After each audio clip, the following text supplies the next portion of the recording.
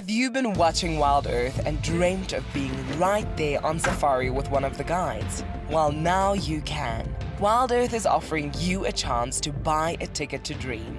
You or a friend can hop on board a live Wild Earth show and join our guide on safari. The ticket is redeemable at any of our locations, anytime in the future. Only a limited number of tickets are available, so don't wait. Get your ticket now and start dreaming. Terms and conditions apply.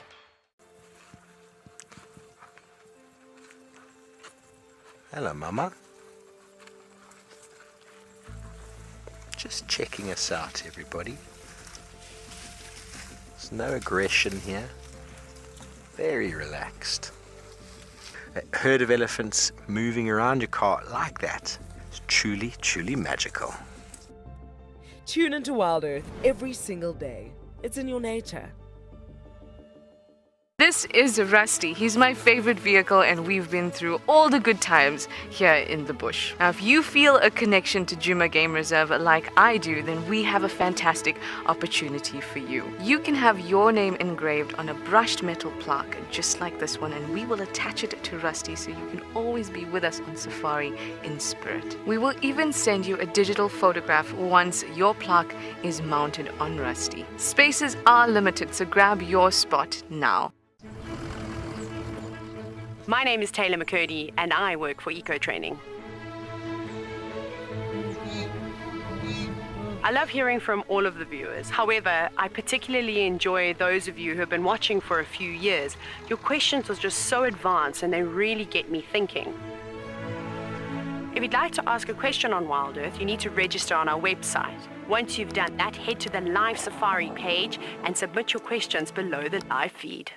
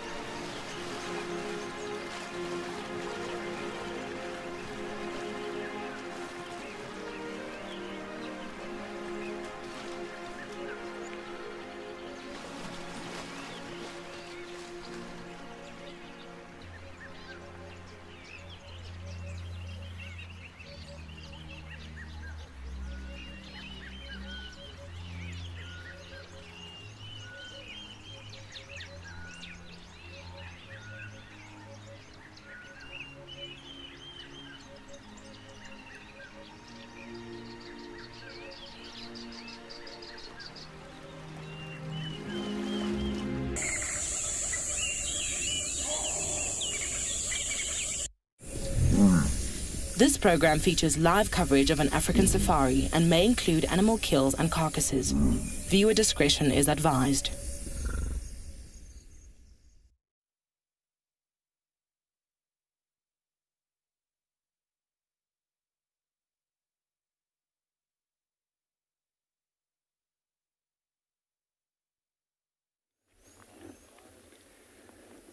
Good afternoon, everybody. Good afternoon. Welcome to Duma Private Game Reserve again this afternoon, where we have it in Ghana, same sport. No.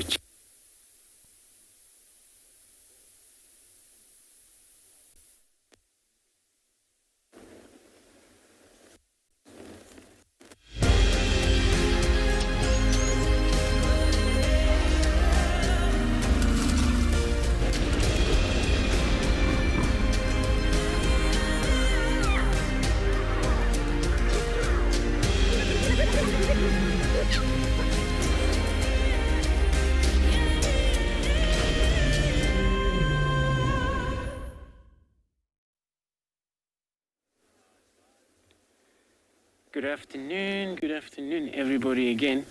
We had Juma Private Game Reserve this afternoon. We started actually with it in Ghana, just to check whether he's still around in his position, where he's still around, lying now very far down in this drainage line systems. And my name's Andrew this afternoon, and then I have Simon on camera. It's our beautiful Tingana. He's lying in the shed. And looks like also the hyena still haven't moved from that last spot, but it's still out of reach for us to see it right now. It's beautiful shed where it is right now, where now the temperature of the day, 32 degrees Celsius and 89 Fahrenheit.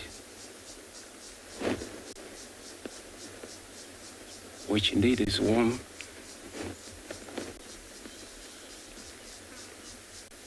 Remember, we're coming to you live from this location this afternoon. We're happy to take your questions and comments. You can register. There's ways to go register on World Earth website, and head over to the live Safari page, and then you can start to submit your questions and comment from there. We will take them, answer them live for you right now.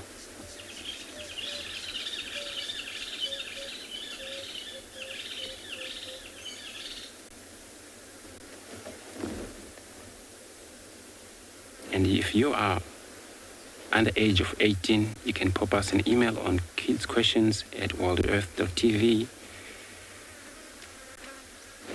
Adults still use Twitter, #WorldEarth, also on YouTube channels at FC.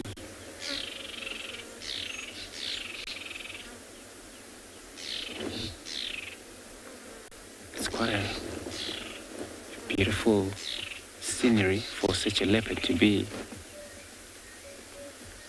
where it's down in the river, where it's a lot of a shadow, and the kills still refrigerate. Still a lot of flies in that.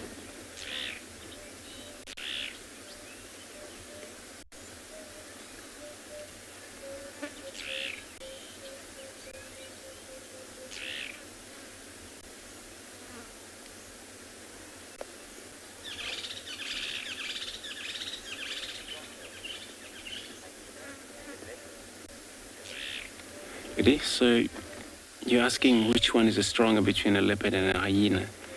Hyena, they're still stronger, more than a leopard. Due to their bites and these teeth they have, and one of the animals that they pushes sometimes too much to dangerous situations, where many of them sometimes they come out without maybe one leg is off. From lions, they sometimes take risk, approach lions, and the lions kill those ones.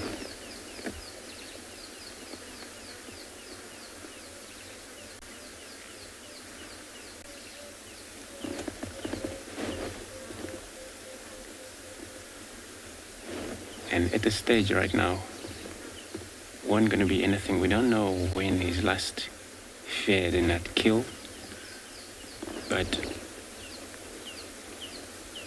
it happens when leopard have a kill, so a few times a day, maybe 4 times, 5 times a day, depend. Because he get hungry so quick by digesting, painting like that. Makes him feel hungry again.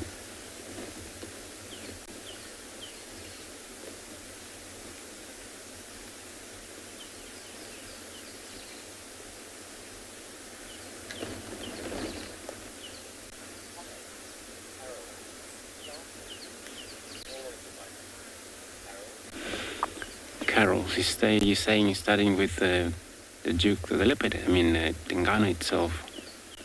It's not actually a very bad day to start with. Begin with a drive. And I decided to come in this position because I wanted to know what happened, whether it happened sometimes by mistake, he dropped his kill. Then he hasn't. He's still taking care of it. Still right up in that tree.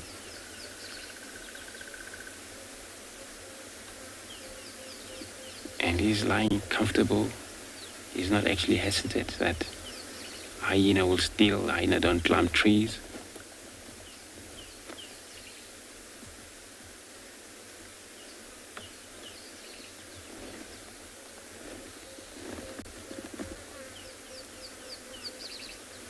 Oh, hello. He's looking at us or looking at the meat itself.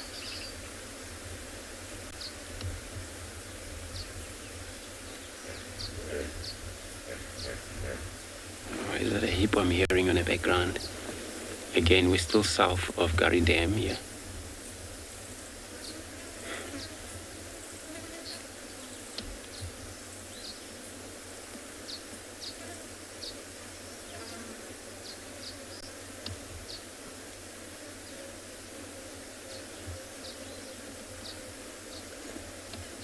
So sometimes we look for leopards, we don't find them. If it happens that they have a kill somewhere, where nobody find them and nobody can get in. And they're spending time there not to move too much around. For 2-3 days, possibly 4 days sometimes.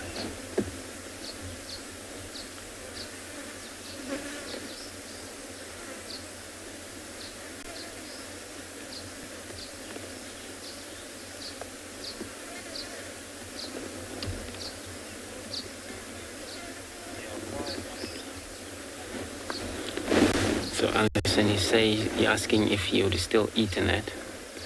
And yes, he will still eat in that, even though he's too far from it. But far from it it's actually something to do with giving it a little bit of a distances. But for him to take it easy, lying comfortable on the ground.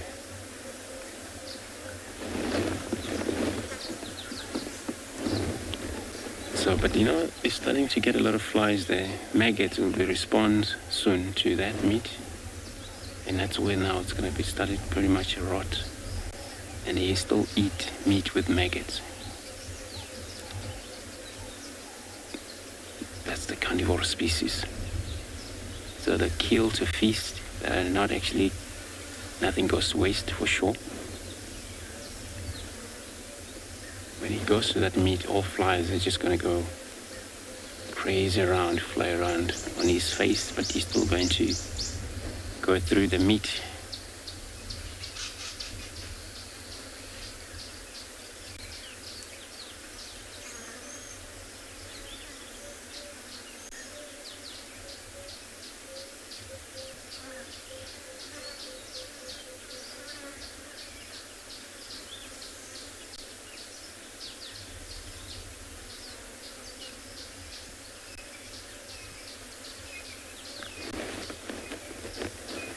And for the hyena to find himself into this spot here, it's because they trek so much behind the kids.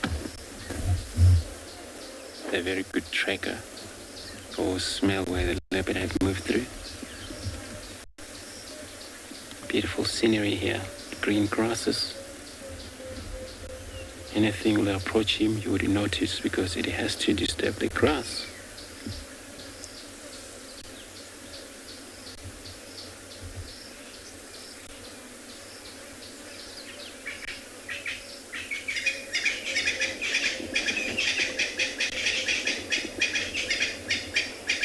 All the Natal Franklins calling back there, but it's not all about him.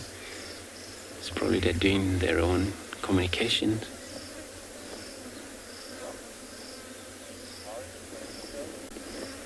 So I'm gonna try stay put here while I'm sending you over across to Lauren to say hello to everybody.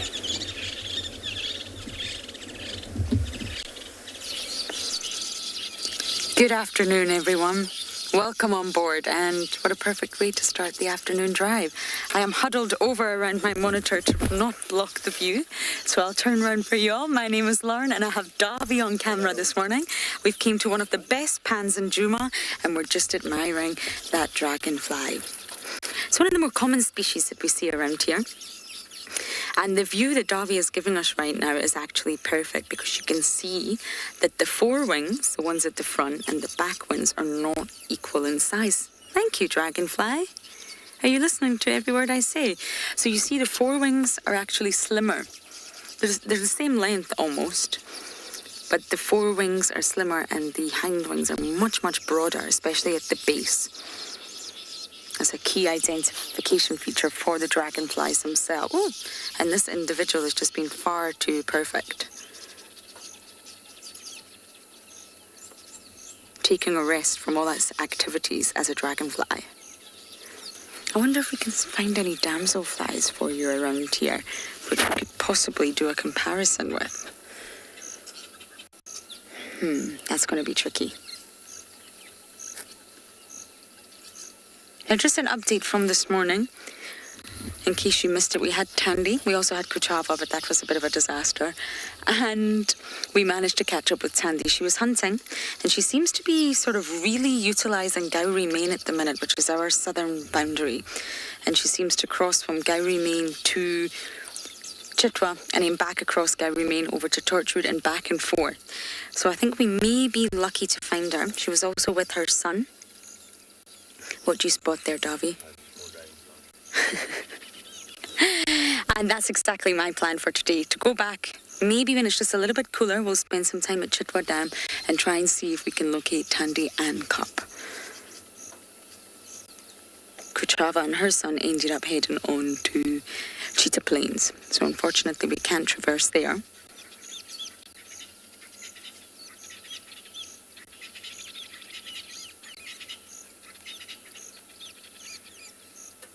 Have we spotted another one?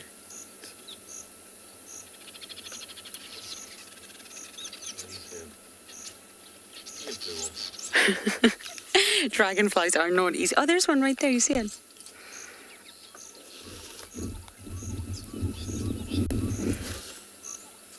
I really don't know how to explain it to you. Here we go. It's in up the top.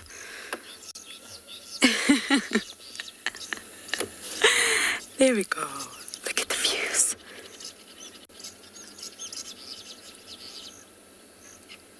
The most delicate yet incredible little insects.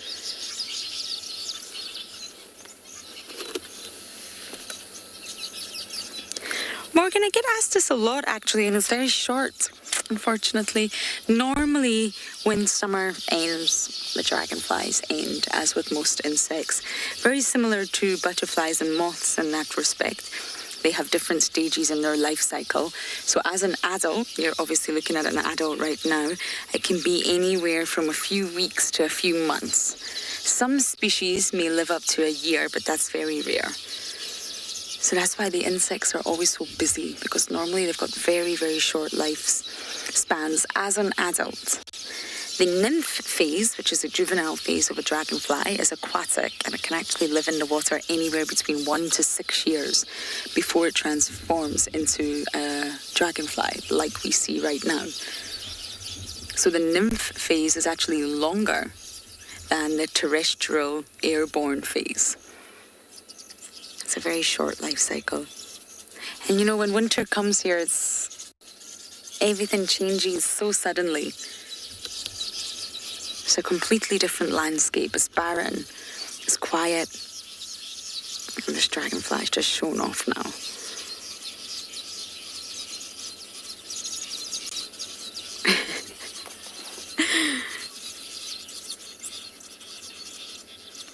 And you can actually get a perfect view of the little flexible foot there.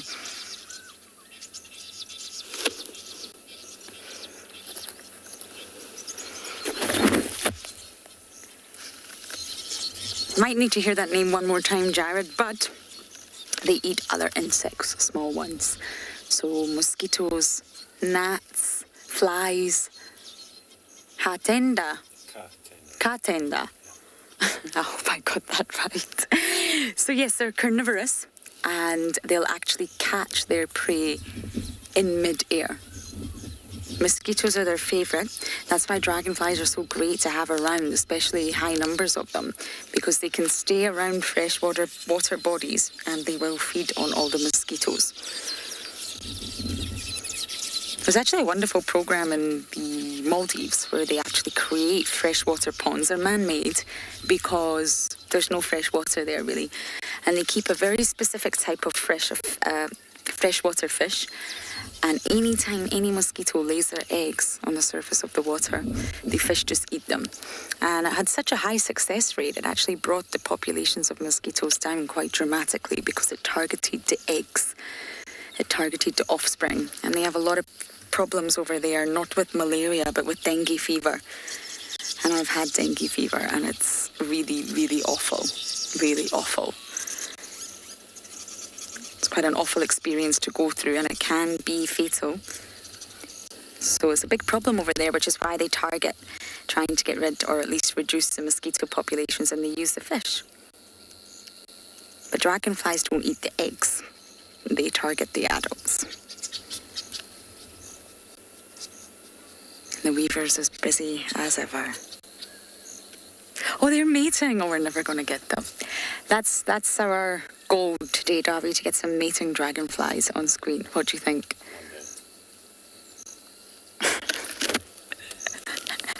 We'll try for you. We'll try.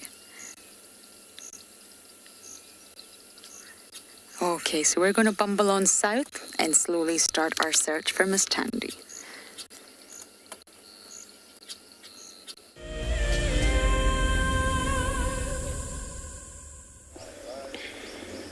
So we're still sitting here with our leopard in Ghana. So now he decided to change a little bit. He shifted just slightly more to the other side from where he was the last time.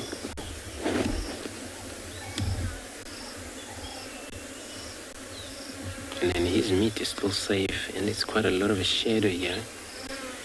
And it's quite thicket. That's why impossible for most eagle to spot or vultures.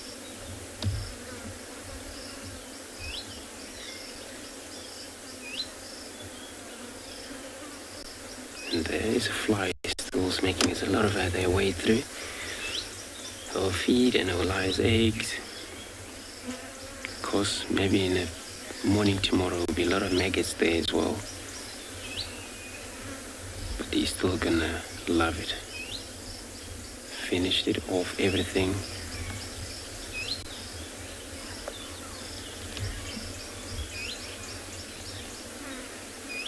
So the smell will come out probably middle of the night because it's been here since yesterday. And the content has been separated from this animal. It's probably dropped, and smell was everywhere here when we arrived this morning. Probably this is what attracted the hyenas to come into this area immediately.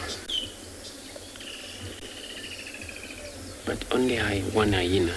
Maybe by tonight there will be more of them.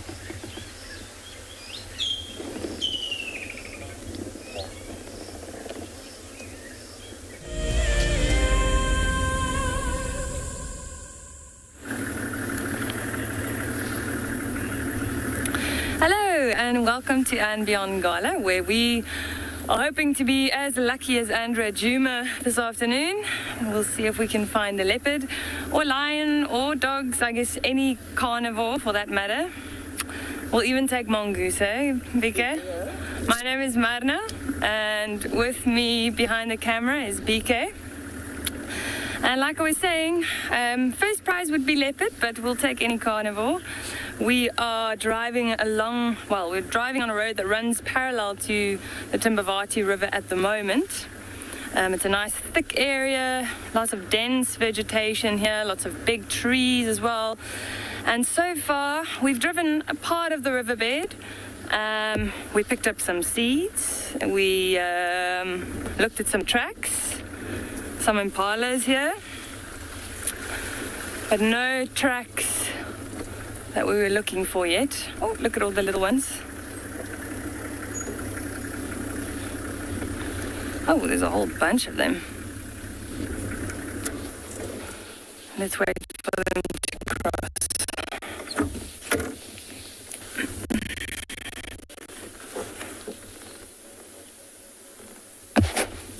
I mean, this was the perfect meal for a leopard. It was one sitting in the shade somewhere here watching the impalas.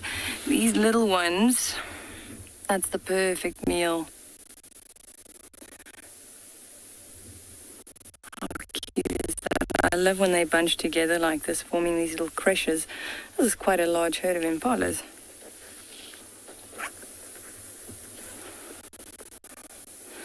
And there's a lonely wildebeest with them as well. You can see on the right there. Actually looks like they're all moving into the shade. And so they're heading in the direction of the riverbed.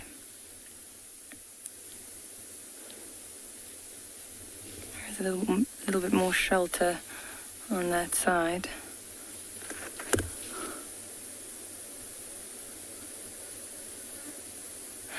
But, you know, you can always count on the impalas. If nothing else is out, you will see an impala.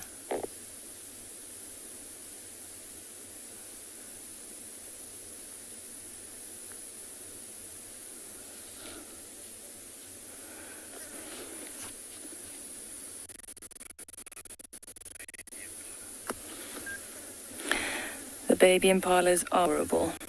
The perfect or the exact replica of the mother. I think they're adorable. Impalas in general are quite beautiful, I think. Look at them crossing the road in front.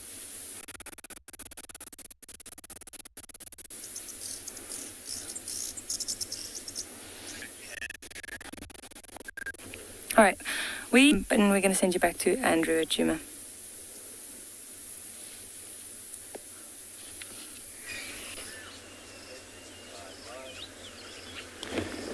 So now we've got a visitor here in this leopard sighting of a Tingana.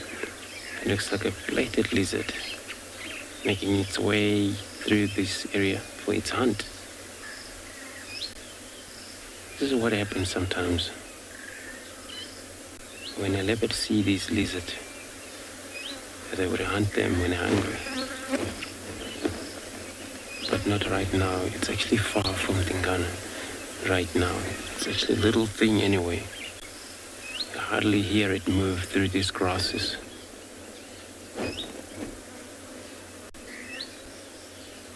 More of these plated lizards there are diurnal. They move during the day only, and at night they would be in holes.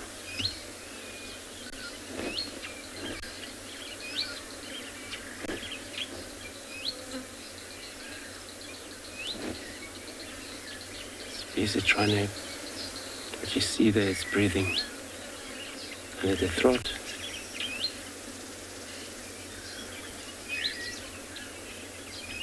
And they also have external ears as well. Hardly to see them right now. They will hunt for anything. Cockroaches. Small beetles. these centipedes, all of those. So I'm going to try stay put again. I'll be sending you across to Pinda to say hello to everyone.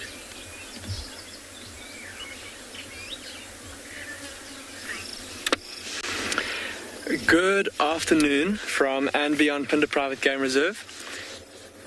We've come out into the plains of the far south, one of my favourite parts of the reserve. We've started at a waterhole that those of you that watch often will be quite familiar with. We've seen lots of animal activity around here in the last few weeks, and this afternoon is no exception. Have a look at all these marabou storks wading around through the water, looking for any fish or insects, anything really, anything alive or that was once alive and is now dead in the water.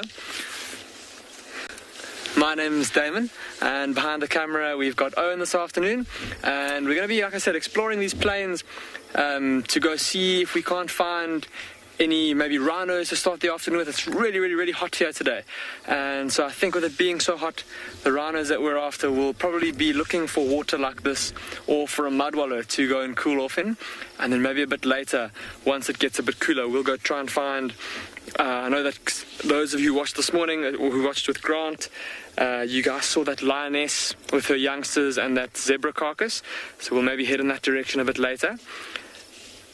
Maybe if we're lucky, a cheetah as well in the mix.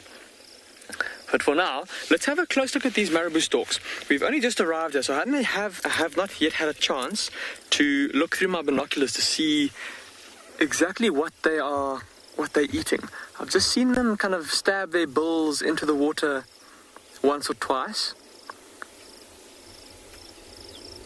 And it looks like there's been quite a big disturbance around the water today.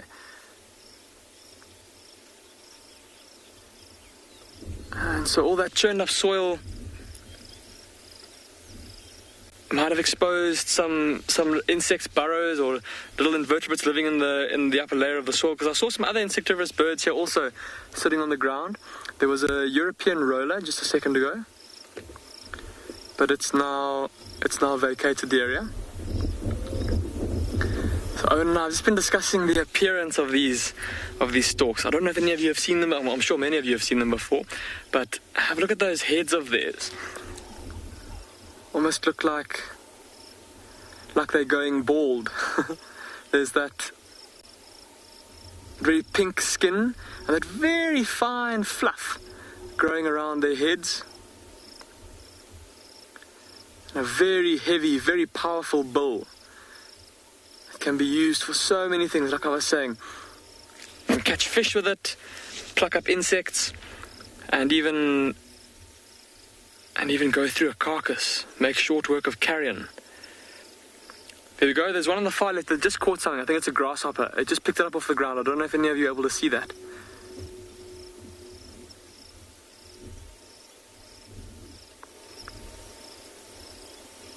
There's still a couple of European rollers that are flitting around. There we go, one just caught another little insect. So definitely insects that they're after. Like I said, must have been the disturbance here in the soil that attracted their attention. Chevy, you're asking how we can tell the gender of these storks. Chevy, it's quite tough. The male is slightly larger than the female. So I suppose you'd have to see them next to each other to be able to tell. Now, looking at these four storks, see how the two on the left are quite a bit bigger than the two on the right. The two on the right are also a little bit duller. And just looking at that, I'd say that the two on the right are probably juveniles, probably younger birds that have just come into their adult plumage. And then the two on the left, probably adults. But we'd need them to... Oh, look at how big those wings are. They are absolutely massive birds. Just to give you guys an idea for scale, I've just got my bird book here, and it says that their length is about 1.5 meters from the end of their bill.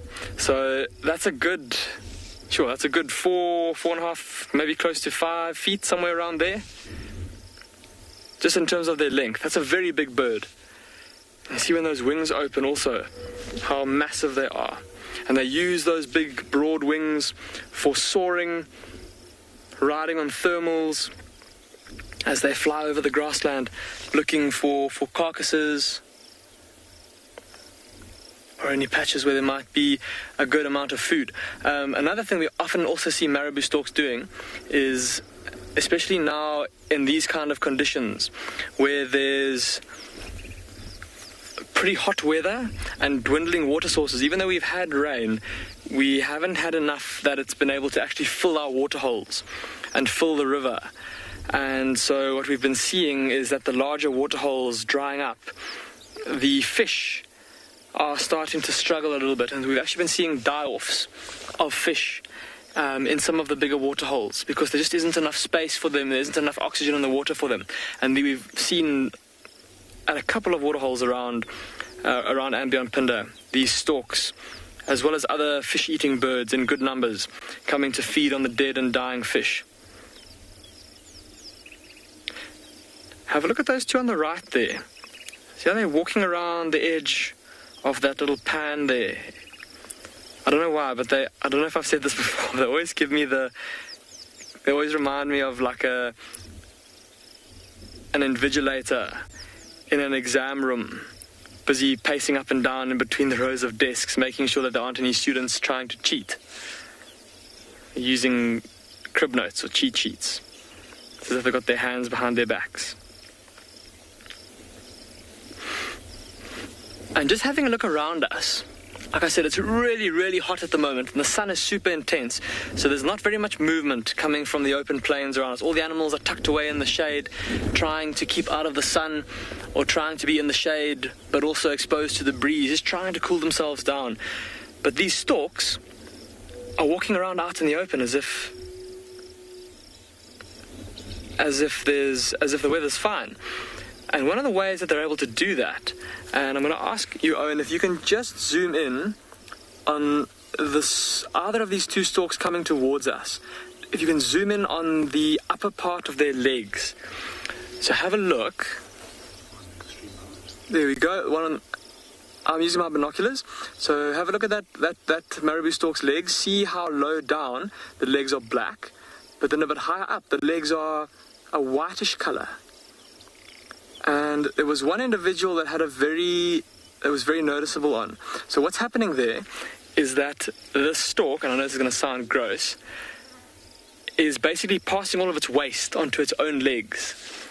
And what that does is that it's basically like wetting itself. So it's wetting the surface of its legs so that as the breeze blows over it, through evaporative cooling, the bird is able to cool itself down. And that's one of the ways that these storks are able to move around, even in the heat of the day, when all the other animals are having to shelter. Also got a big flap of skin. I don't know if you can see this one here, just on the far left here, Owen, right in front of us. Again, just caught something. There's frogs. There's frogs there as well. Just watching through my binoculars, there's a frog that was jumping crazily trying to escape the stork. And luckily for the frog, it managed to get away. They've also got they've got a big patch or a big fleshy protrusion kind of on the underside of their neck. Almost looks like an external lung. Also a lot of blood vessels close to the surface there, and just imagine for them if it was a nice cooling breeze, how that might also help to cool them down.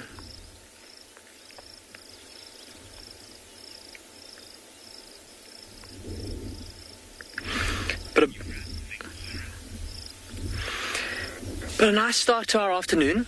And like I was saying, Owen and I are going to continue from here. There's a big mud wallow that is not too far from here that's formed after the recent rains. And we've been seeing lots of buffalo and white rhino, even the odd black rhino around there. So we're going to leave these storks to continue with their foraging. And we're going to go see if we can't find several large herbivores rolling in the mud. Let's go across to Lauren at Djuma in the meantime.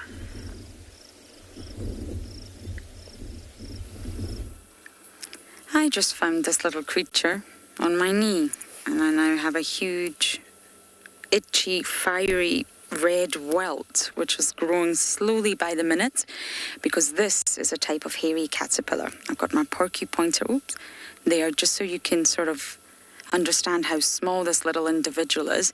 Now, I don't know the species. I don't know what species of caterpillar this is. I'm going to be honest. But I do know that the hairy caterpillars, as they're called, they have setae, and that's what the hairs are. And they're very, very small hairs. From a distance, you may not be able to see them. And they can actually trigger an overactive immune response in people. And this brings out rashes and welts and pain. And it almost feels like fire coral or maybe a blister beetle, if any of you have had encounters with either of those organisms. And it's not pleasant, to say the least. But I wonder if any of you can identify this individual. It was just moving. It stopped moving. Maybe I should take my porky pointer away. Maybe that's a little bit daunting for this guy, and we can start to see it moving along. But there's a very specific species of butterfly that I was reading about, and the shortened name is M. rebelli.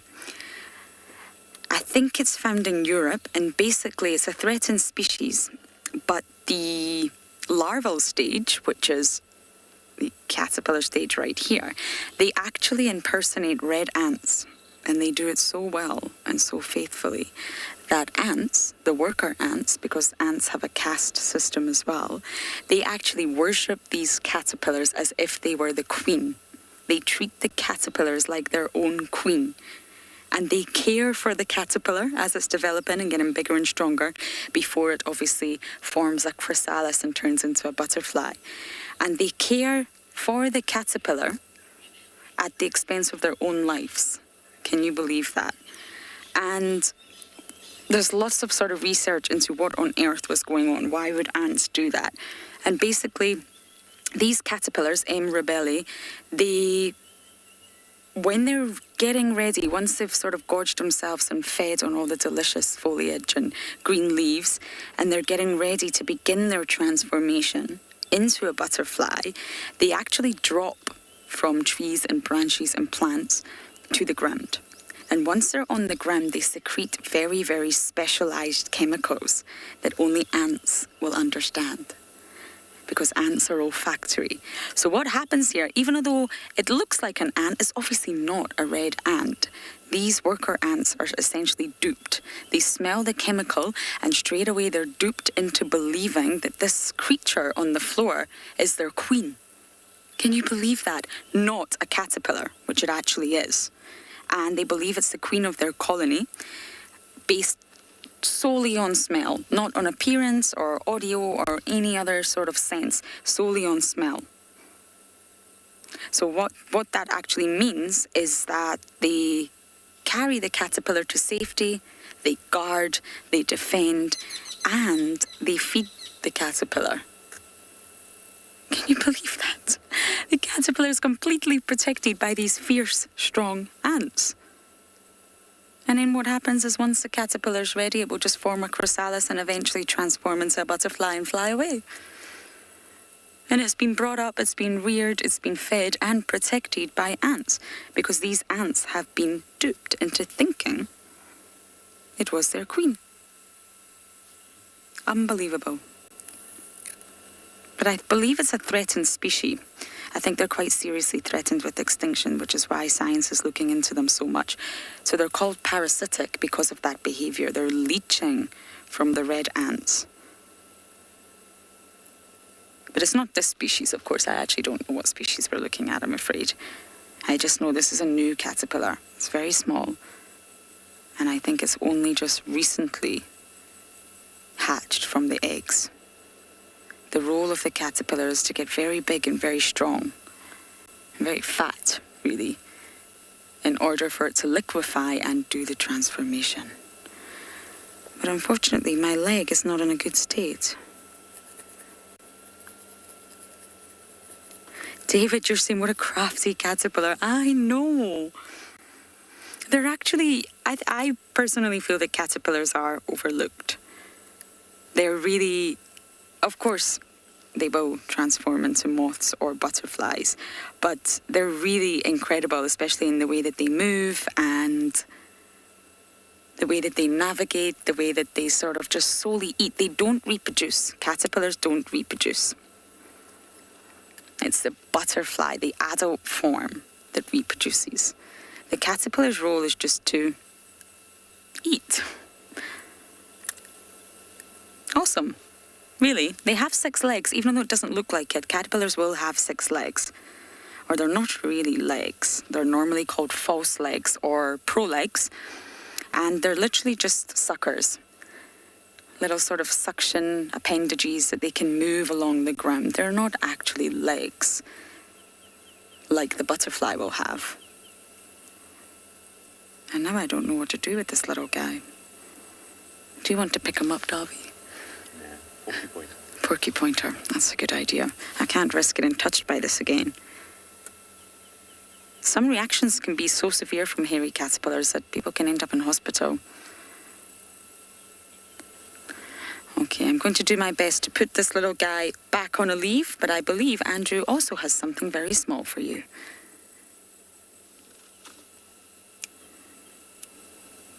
Oh, otherwise, good luck, Lorraine. So now we're in this shadow here. It's such a beautiful sighting. Now this is another type of beetles that you see here in this grainy leaf. It's called net wings beetles. Looks like it's actually mating that takes place. Usually male quite big, the female small.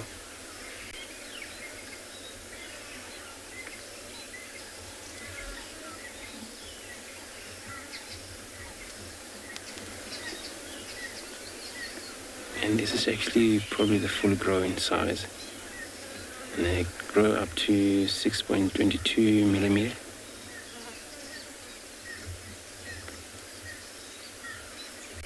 And they will feed most on plant juices and small insects.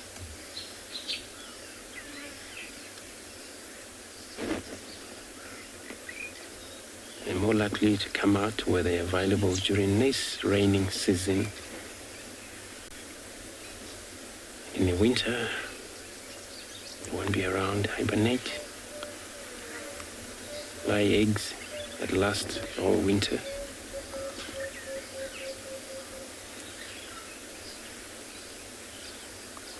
But the eggs are laid in the bark of a tree most.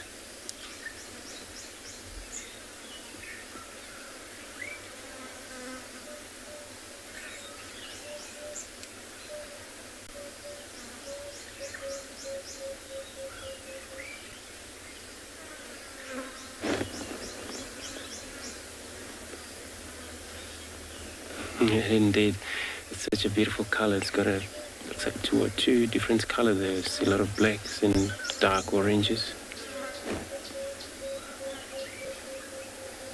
But all the male and the females all look the same then.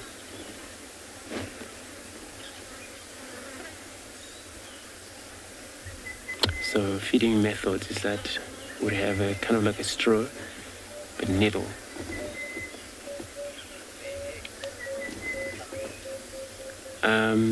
Suffered to asking if the beetle lay eggs. Yes, they do. Depends. Some of them they lay eggs in. This one usually do it on the bark of the tree wood, or end of the falling dry wood, or wherever it's curved a little bit to fit their eggs in there. And some they would do it on the ground. Even these grasshoppers, they would do sometimes on the grass ground. So they do lay eggs.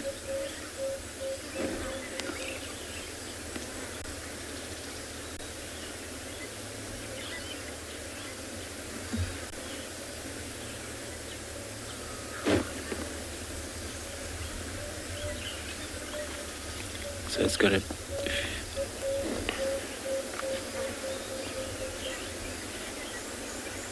So it looks like there's quite a few vehicles coming in this position of leopard. and there's only one spot to view it clearly. I'm going to give it a little bit of a break now, search around, if possible that male lion still around in that area. I'm going to send you over to Beander.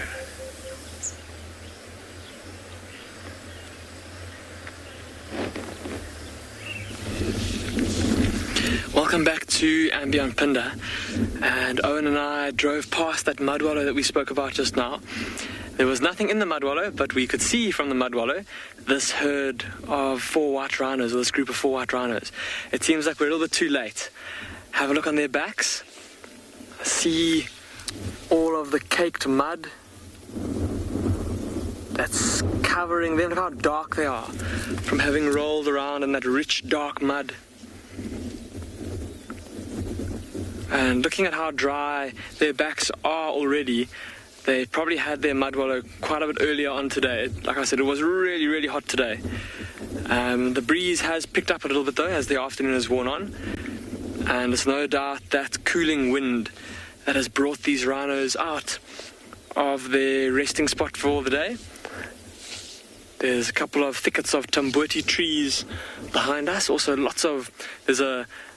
it's basically a sea of quarry trees also behind us that these rhinos could have rested in out of the sun. And they've now decided that it's time to continue grazing again, continue feeding, have to fuel their enormous bulk.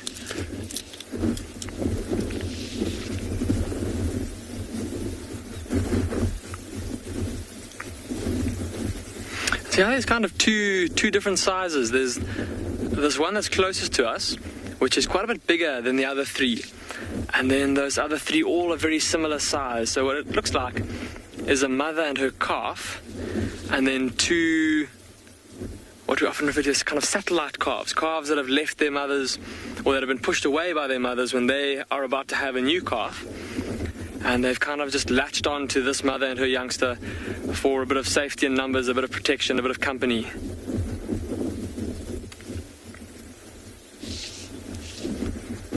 Ooh, look at that.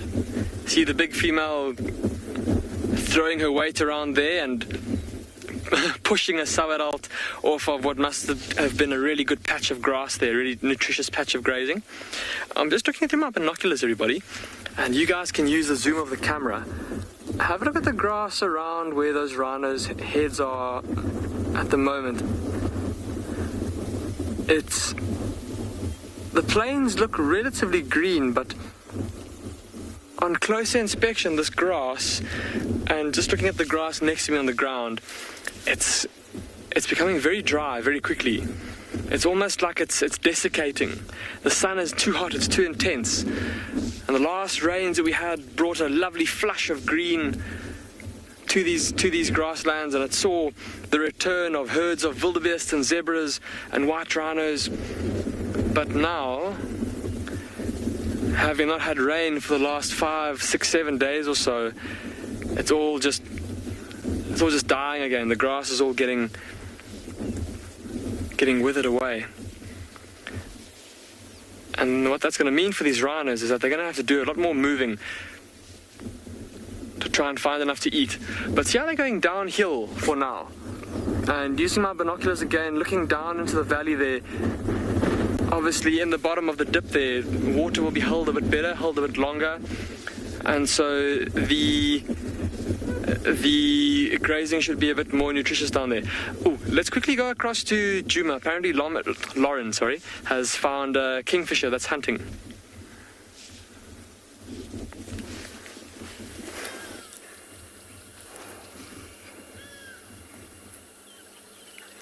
I've just came across one of my favorites, the pied kingfisher. Black and white. Got all those feathers that stand up in the back of the head. And they are adept at hovering, and we just witnessed it hovering. They're remarkable at it, and not all kingfishers can do this. And what they actually do, I guess, is not really hovering, but they are using a sort of figure of 8 wing stroke, if you like. So with their 2 wings on either side, they're sort of making a figure of 8. So reversing the wing beat on the upstroke if you like to stay in place. And this allows them to essentially hover. But it's a very, very costly form of flight in terms of energetic. It's not easy and it takes a lot of energy. So they can't do it for very long and they will come and rest. So he just hovered and he's now back resting on this little branch here. But it's not classified as true hovering. So he is able to hover in one spot. But true hovering, like hummingbirds, is actually when the bird can move forward and backwards at a rapid rate using their wings, and kingfishers cannot do this, I'm afraid.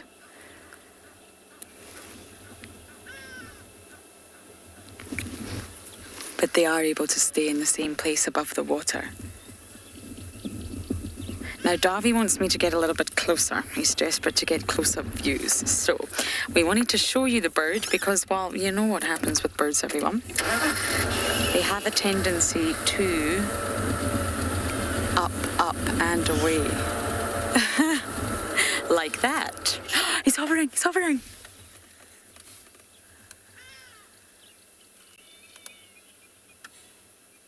Wow.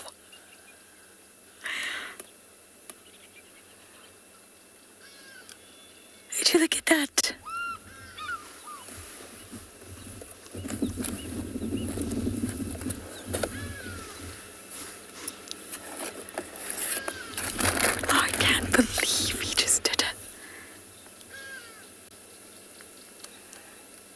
Well done, Davy.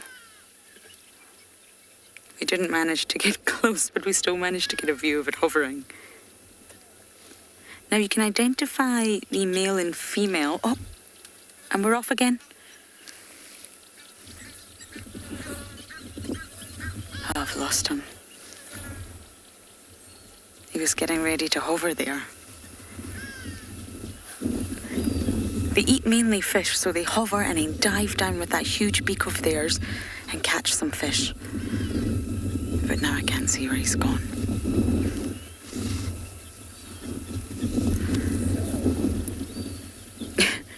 This looks like a very interesting conversation.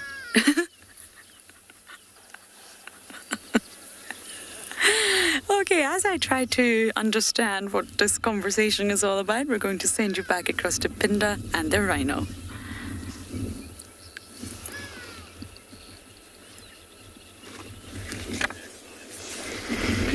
You're back with us here at Ambion Pinda, and this group of white rhinos is still grazing down the hill. They've now moved towards a group of zebra. See the zebra standing off to the right there?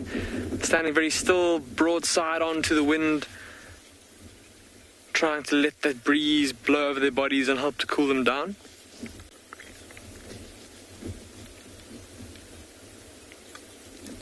And just having a look at this big white rhino cow on the far right of the group. Look, she's turning around. See how she keeps curling her tail up.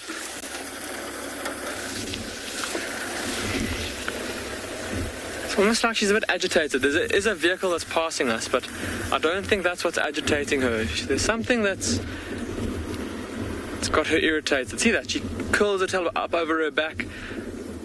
Very often with animals, it's the tail that is one of the most important body parts to watch in terms of trying to understand their moods, almost, if you will. So, for example, an elephant, if it's upset, its tail stands out or sticks up straight behind it or stands stiff behind it. A rhino curls its tail over it, well, a white rhino at least, will curl its tail over its back like this. A black rhino kind of bends its tail up at a right angle. A lion or a leopard flicks its tail viciously from side to side. Yeah, something is agitating this white rhino cow, everybody. I don't know what it is. We saw her behave quite, not aggressively, but I suppose if it was a human speaking to another human, she would have been short with the other rhino, so to speak. She gave it a bit of a bump out the way, moving it off of the grazing that she was busy feeding on, the grass she was busy feeding on.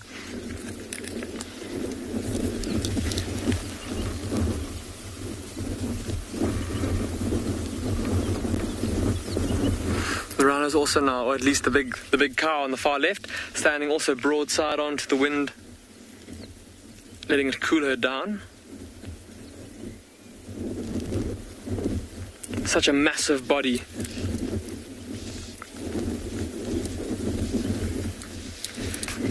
Of course, a massive body, very good for living in cooler areas or for surviving the cold, being able to hold temperature better. A larger surface, also a larger volume, bodily volume compared to its surface area. So it loses relatively less heat. But maybe perhaps not as good for cooling down, which is why these white rhinos need to roll in the mud and need to lie in the water, stand in the breeze to help to regulate their body temperatures. Now, see how they kind of are walking away from us down that hill, and that's where the wind is coming from. The wind is blowing from the south, basically straight from the south towards us. And these rhinos are walking into the wind, feeding as they go. And of course that will just help to keep them aware of help them to keep aware of anything that might be up ahead of them. They'll be able to smell if there's lions up ahead, although unlikely that lions will threaten these rhinos. They all look very healthy. And there's plenty of much easier prey for lions in the area to try and tackle.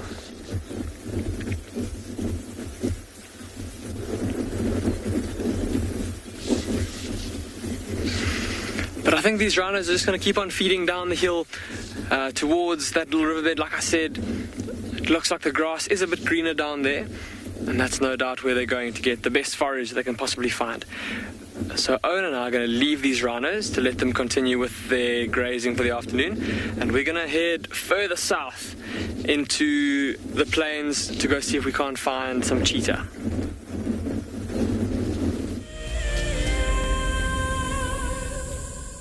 There's a grounding earthiness to this place that we feel in our ancestors. It's a place where, believe it or not, we evolved as a human species, and anyone who's come to Africa will understand that.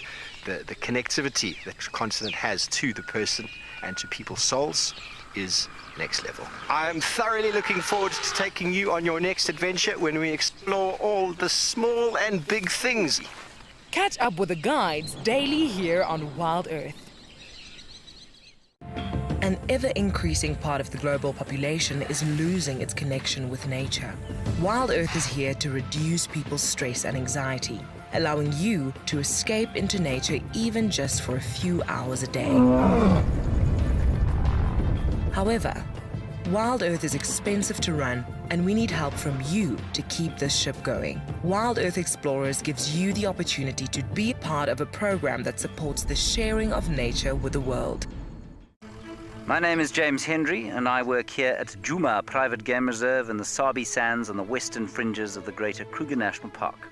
My favorite part of getting questions from viewers is that we get to have long and varied discussions about all sorts of different aspects of nature. Because our audience comes from all over the world, it's very special to have different perspectives from everywhere. If you want to submit a question on Wild Earth, you need to register on our website. Once registered, go to the Live Safari page and submit your question beneath the live feed. Have you been watching Wild Earth and dreamt of being right there on safari with one of the guides? Well, now you can. Wild Earth is offering you a chance to buy a ticket to dream.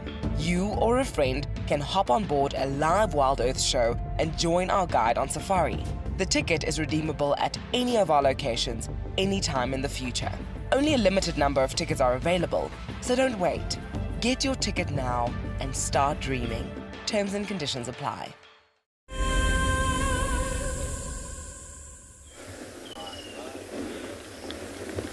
So, I mean, I'm still here. It's so cool that, the other guys didn't take long to view this leopard. Now that leopard has moved into the drainage line system.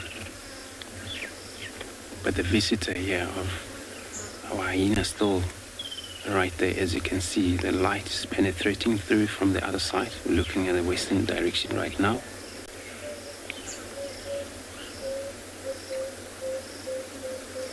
But he's still taking his time, as we know of one of their passionate animal. the hyena, they would wait and wait and wait. Whether something happened, whether it's not happening. But this is their job, to follow behind the kids, steal, sometimes unsuccessful in stealing, or get killed while stealing.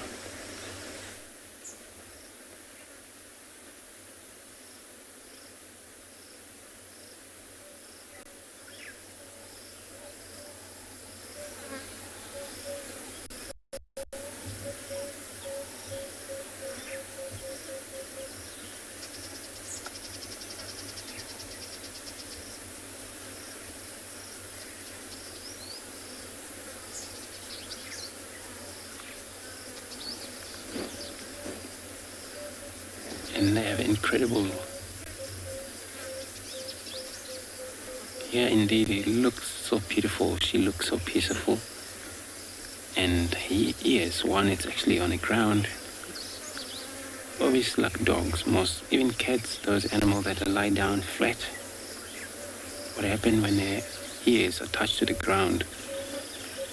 You know, sense of hearing it there, it's great because then any vibration from the ground way off, then they were able to pick it up.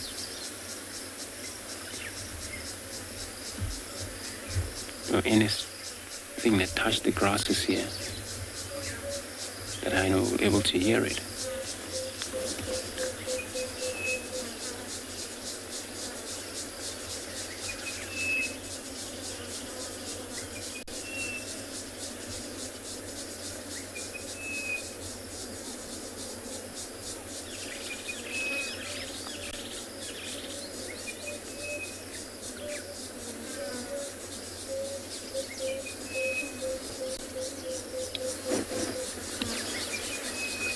Such a peaceful, oh, birds.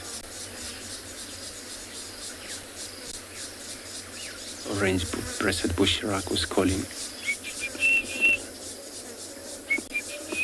And far distance, all cicadas all around us.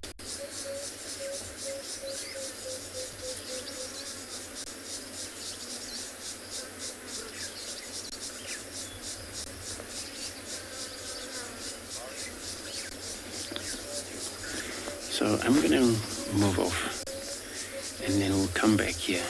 In the meantime, I'll be sending you to Lauren.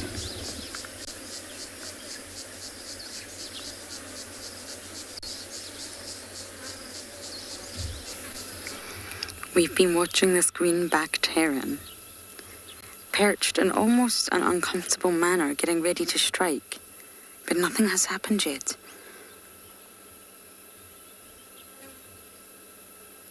Oh, the white-faced whistling duck just gave it a fright.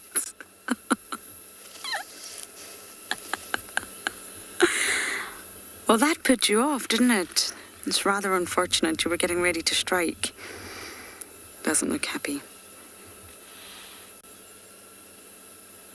He was staying remarkably still, frozen in time. They've got really long necks, so they can sort of cling on and just stretch out their neck and fish for any fish or frogs or insects or any sort of aquatic organism.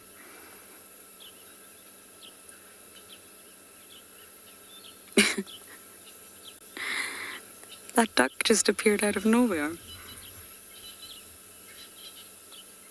can see he's got his eyes down to the water, having a look if there's anything for dinner.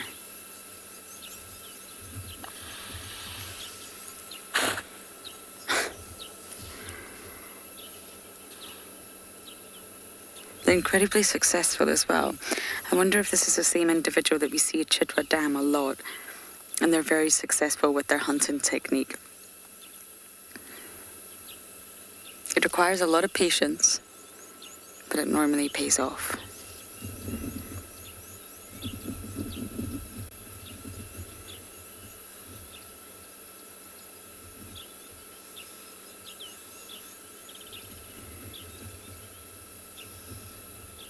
But he's perched quite high above the water. You see that on this falling over branch. It's not wading through the water like the grey herons do or the storks do. They're much smaller, so they normally position themselves on some sort of branch or ledge above the water's surface. They don't really wade as much.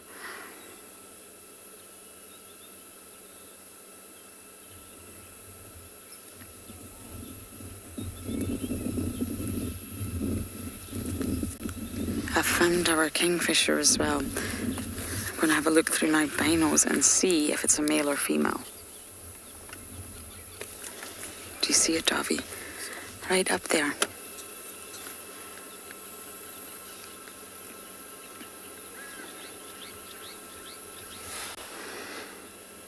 Now you see where it looks like it's got a dicky bow tie? You see that? It looks like it's wearing a dicky bow tie. Both the male and female have that, but the males have another breast band underneath and the females do not. And from what I think I see here, I think it's a male. I'm pretty sure it's got another band underneath that dicky bow tie. Black patches.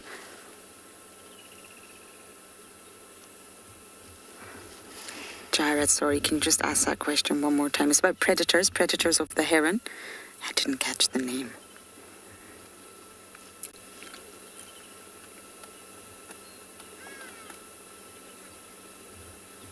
Matthew, that's it. So most likely the predators would be bigger raptors. It's quite a small bird, this heron. Let me just quickly check the size for you. It only weighs around 200 grams, 41 centimeters in height. It's really not a big bird, especially compared to the grey heron. So any larger sort of raptors would hunt the heron if it could. Crocodiles would snatch it out the water if they could. There's lots of crocodiles around Chitwa Dam. And any sort of land predator that can go for birds, be it a hyena if they could, a leopard if they could, any of the predators that are opportunistic. You may find that the greenbacked heron chicks will get taken by monitor lizards and snakes. They're really not a big heron.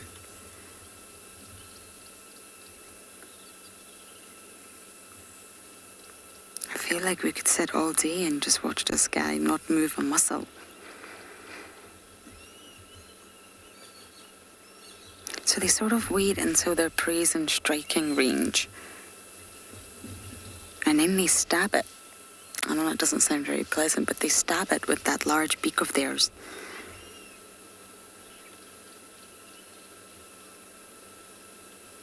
They're also sometimes known to stir up the sediment or the substratum with their feet, and that will disturb any sort of mollusks or crustaceans that are resting on the bottom of the water body, and then they can just dart in and catch whatever comes up.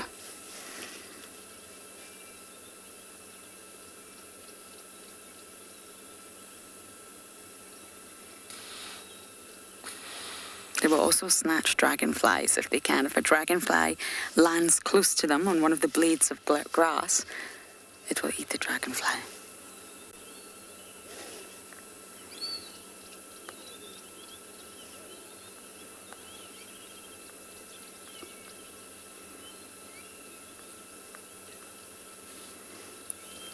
Okay, so I think Davy and I may sit here a little bit longer and hope that this heron has some success.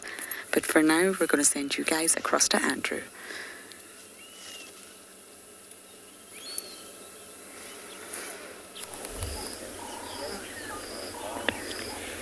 Good luck, Lauren. And here we got a very interesting thing, which is a frog sitting in the branches. What is amazing about these frogs always, for their own survival, they got to pick the branches and they can change slightly to colors. Gray, slightly white, light gray sometimes. Gray tree frogs.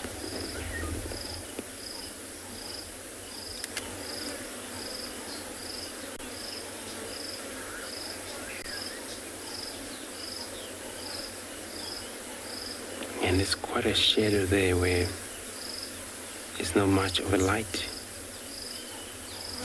You often find them around building houses, villages. It's one of the runnable houses, hut houses for a shade, even inside the house room.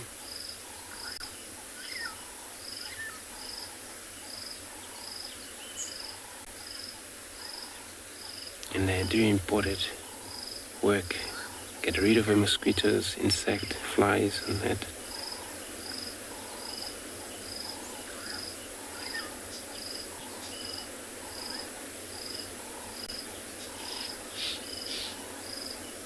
Ants, these termites will be eaten.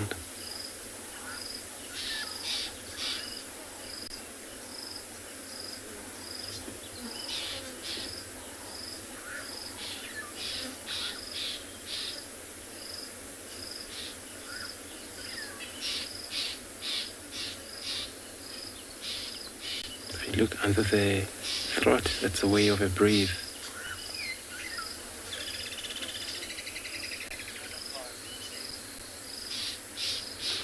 Peter, so he's saying the camouflage is amazing. It is amazing. Out here they wouldn't survive much if they don't do that. When they're actually hunted by snakes a lot of time.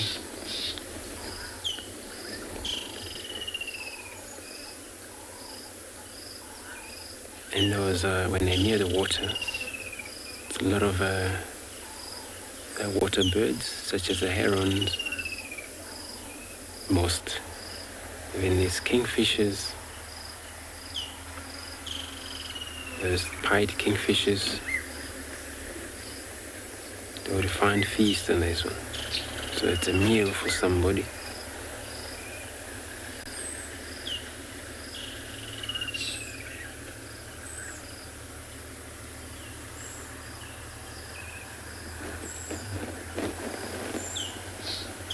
Most of frogs they hibernate for winter, and they're all available during the wet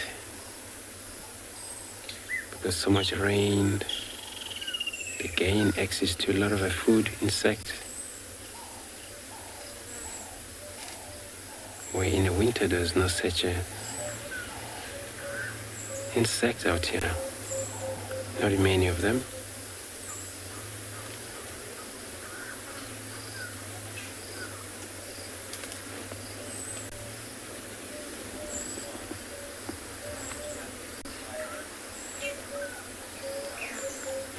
So you're asking how do we identify poisonous frogs? I think that you need to know a lot of frogs around in the area very much, and not all of them that are poisonous. So they are, that I know of, one species out here. It's called rubberback frog. It's got a beautiful painting on yellow and a black. And it's such a beautiful frog, in fact. But around the villages, people are aware of that. Toxics, if you touch it, you've got to make sure you wash your hand carefully before you can touch any food.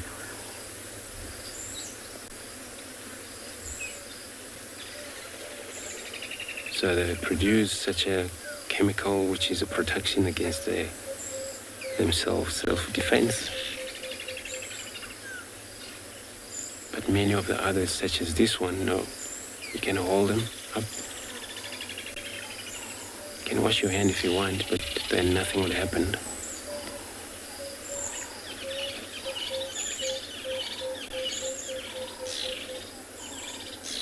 And that's what I'm talking about. Often it's got to be pouring rain when you see them come out. And you almost mistake them and of a river frog, which river frogs and are then skinny a little bit with the sharpening nostrils. But the rubberback frog are not. So I'm gonna move on. I'm gonna be sending you across to Pinda with a bird.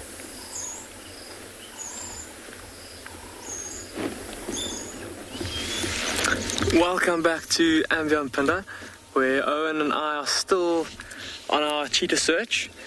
We are checking through the plains, stopping and scanning using our binoculars, trying to get some height advantage where we can, getting up onto the hillsides and then looking down into the valleys below, but no such luck just yet. Another animal that's also looking for height advantage is this European roller that's now just has just dived off of this bush onto the ground. We'll see if it comes back up with anything. There we go. It looks like an unsuccessful hunt, unfortunately, for that little European roller. But how magnificent are those colors? The lovely turquoises and the brownish, almost like a pinkish brown along the back. I don't know if you can see the leaves behind the roller, everybody. See how those leaves are shaking around violently. The wind is blowing quite strongly. And this poor roller is having to, I suppose, just like an aircraft on a runway, having to face nose into the wind to avoid being blown off of its perch. And like I was saying, see how it's perched up there quite high off the ground, using its excellent eyesight to scan the grass below, looking for any movement of any grasshoppers, locusts, all other kinds of insects that can be found in abundance in these plains at this time of year. Oh, and I was just saying now, we were driving through an area of particularly long grass, and it was almost like a sea or a series of waves of grasshoppers and locusts that were bounding away from the road as we drove through the grass. So there is plenty of food for all the insectivorous birds that come down to visit these plains. And that's why these rollers are here. As we've mentioned before, and as the name suggests, European roller, they're a migratory bird that comes all the way down here from North Africa, Europe, and even into parts of Asia, apparently as far as Siberia. And they come all the way down here to feed during this time of the year, to feed on the abundance of insects. I often see them catching the little grasshoppers and locusts that are so prolific in the plains at this time of year. There's lots of other migratory birds that have also come down here, also insectivorous migratory birds, things like redback shrikes, lesser grey shrikes. There's another little bird that's hopping around just behind the roller. I can hear quite a few rattling cisticolas calling, and that is exactly what that little bird is. Behind the European roller, a rattling cisticola. Well, not too many features on it, quite a drab-looking bird with a very distinctive call. That's it calling in the background there. I don't know if you can hear that. Che, che, che, che, trrr. That's the rattling cisticola. But lovely to see a couple of birds. Always wonderful to spend a bit of time with these beautiful summer migrants. Just enjoy the time that we have with them whenever they come to visit. And Owen and I are going to leave this roller for now. We're going to keep on searching for this cheetah. Apparently, though, back at Djuma, the leopard has come back. So let's head back across to Andrew.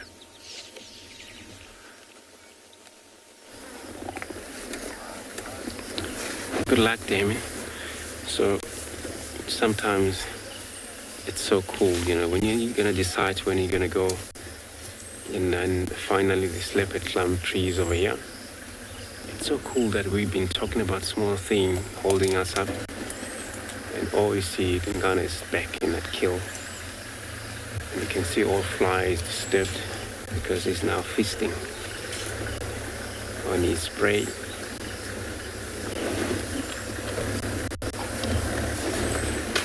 There's going to be another vehicle joining here. It's not actually a lot of space, but we'll see.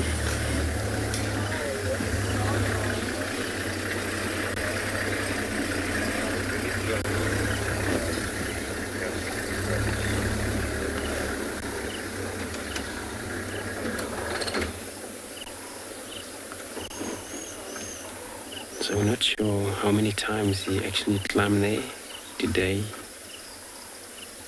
to repeat feed on his carcasses.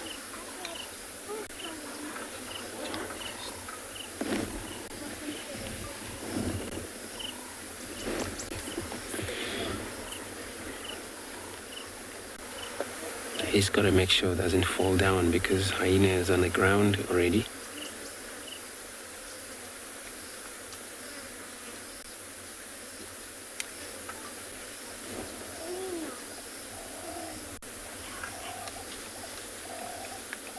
Hyena's busy searching around for any possible anything that falls off.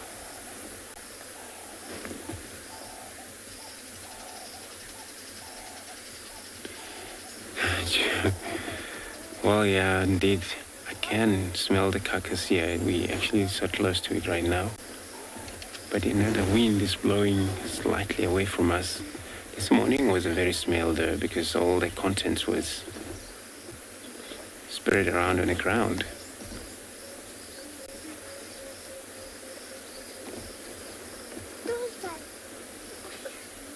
And the hyena also can smell that too.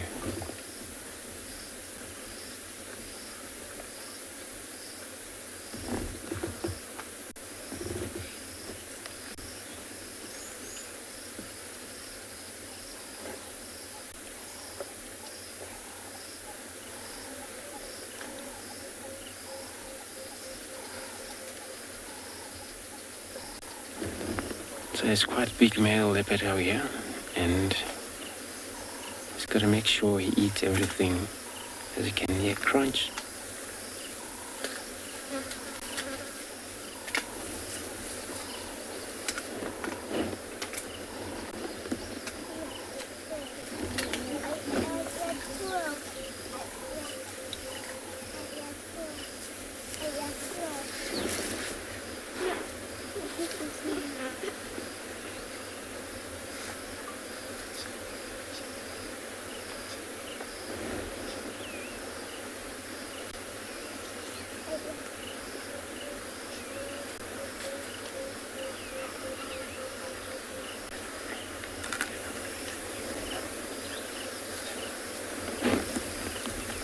Anna Marie is saying so cool to see him having some dinner, you know.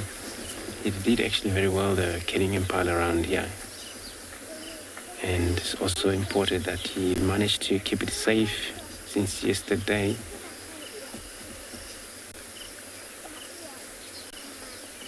Until today. We're not sure what it's going to be like tomorrow. Because he's gonna try eat as much as he can before you move out of this area.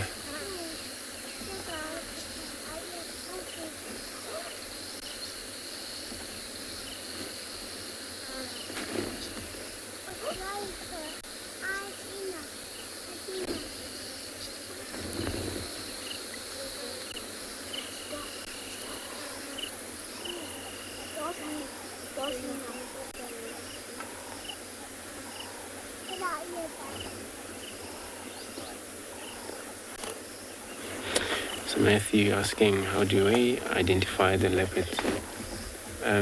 Many of leopards, or mostly leopards, they already have a spots patterned around their faces. And all that's how we idea them.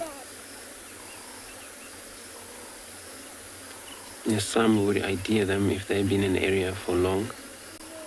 And they know which leopard is which every time they see it because they're territorial. More likely to be in the places where they operate all the time. So if you've been in an area where you understand their range of operational, you would estimate sometimes of which might be. But they have as patterned on their faces.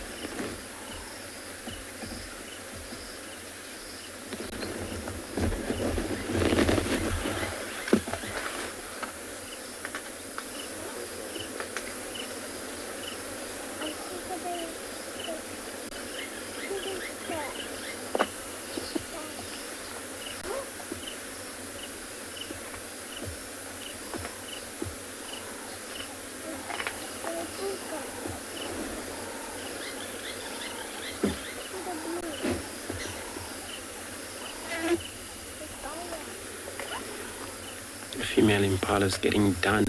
It's getting finished.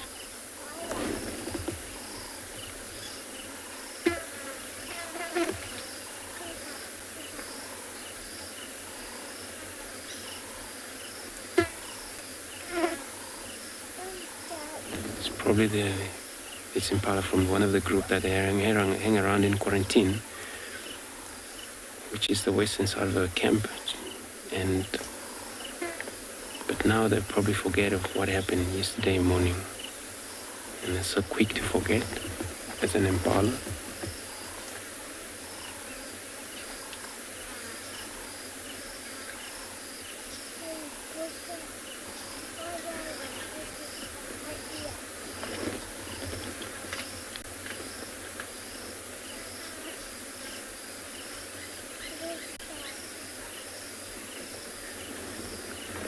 So a lot of time just to get rid of a smell when they separate the content, just to get rid of the smell, and the meat will refrigerate for a while. I'm gonna stay put here.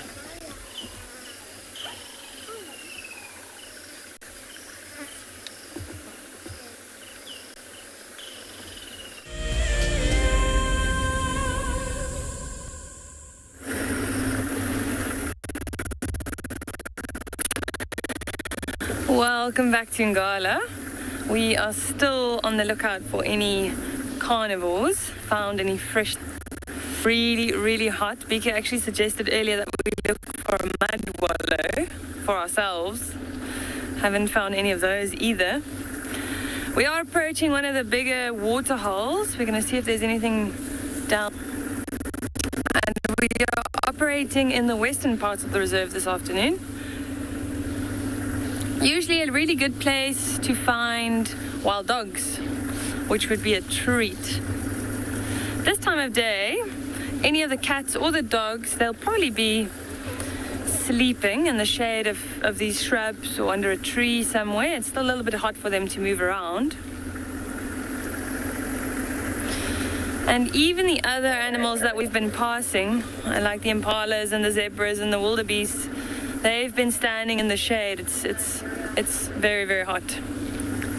Are they also still taking cover?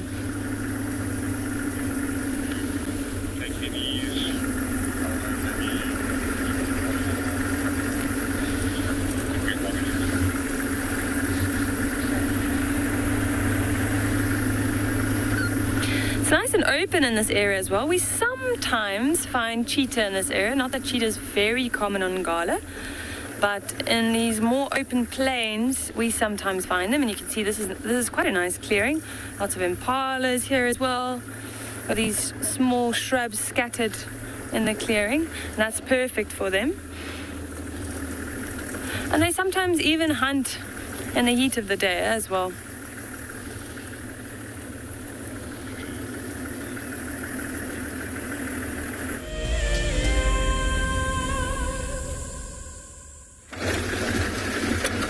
Welcome back to Ambient Panda.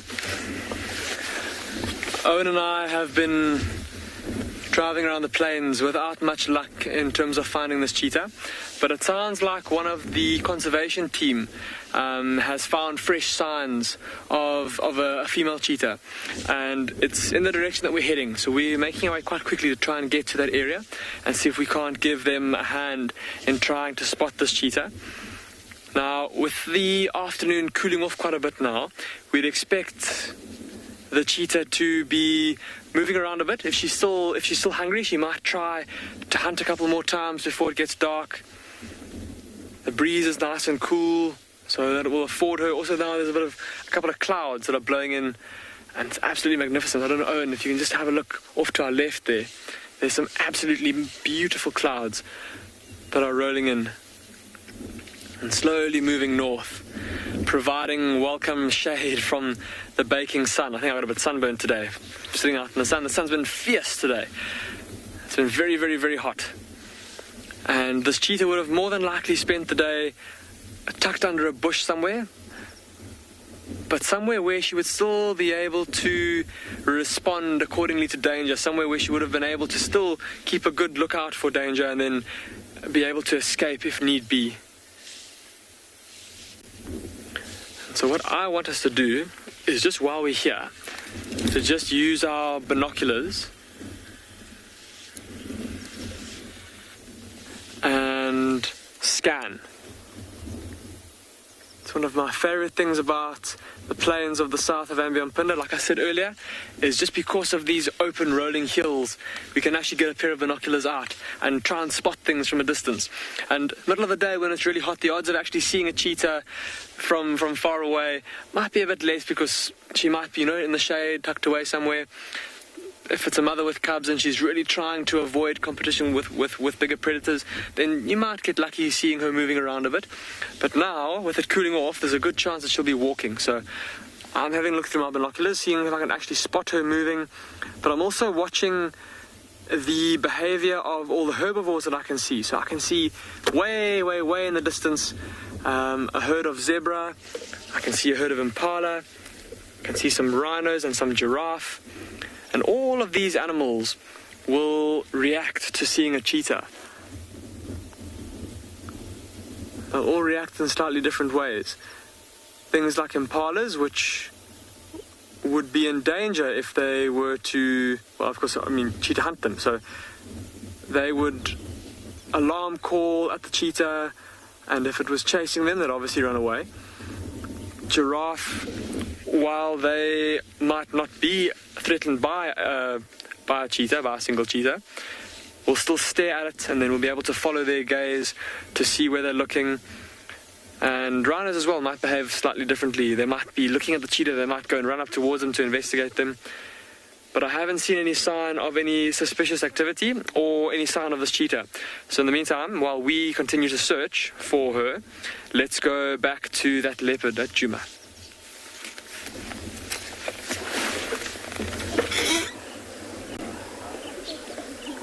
Good luck, Damien.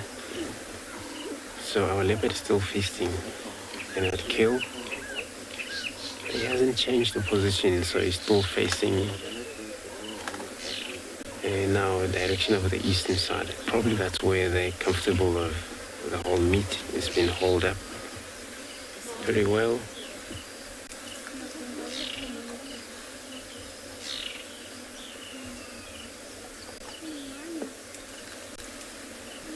I've seen hyena returning in and out here. When anything fall off, and then hyena is just ran and grab it.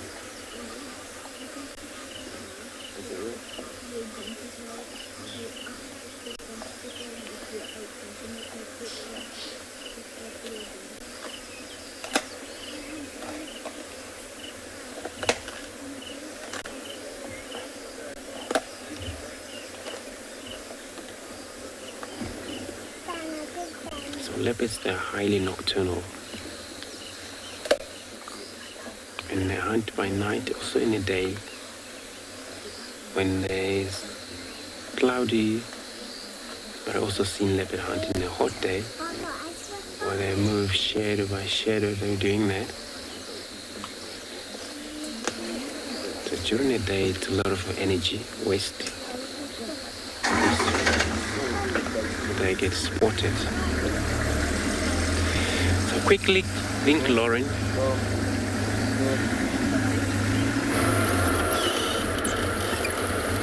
We have a leopardess for you. I think it is Miss Sabui. She was just here moments ago. Give me 2 seconds to spot her.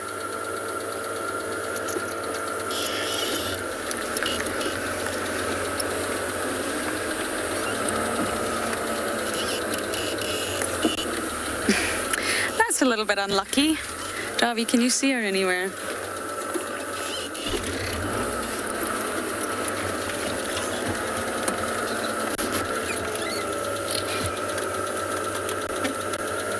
So we just had her walking along the road, and now she's just disappeared because the grass is so long. Let me just go forward a little bit. Station. You got her. Keep going.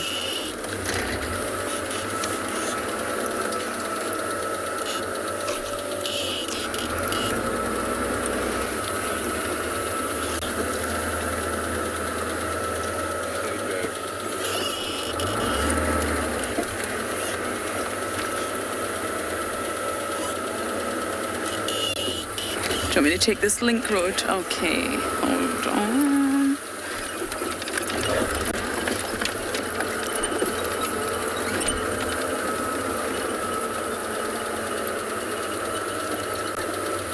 Ah, there we go. Hello.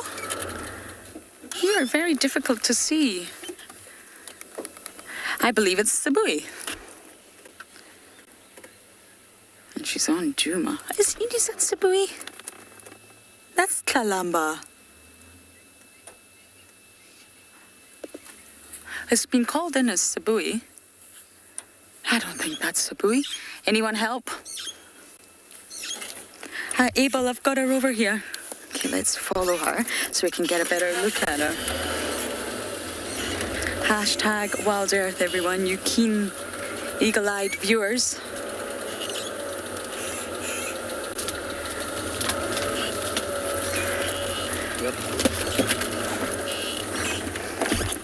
Well, I've stalled anyway. Hold on, let us get a good look at you.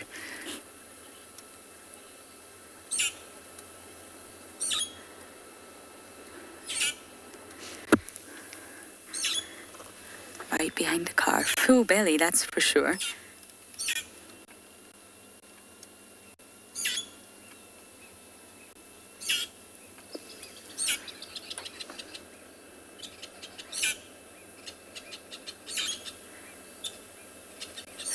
Let's hope whatever female this is stays on the roads. The starlings are not happy, that's for sure.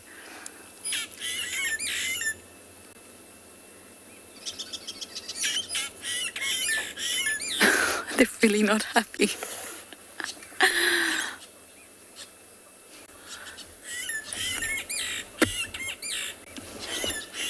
Flame and grimace, you see that? She's trying to smell and understand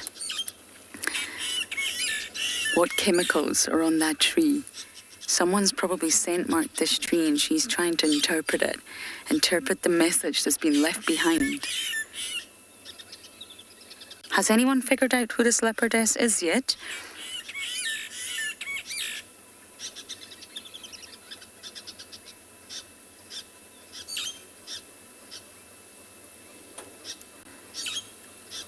Okay, many of you are also thinking Tlalamba, but not sure. We need to get a really, really good look at her.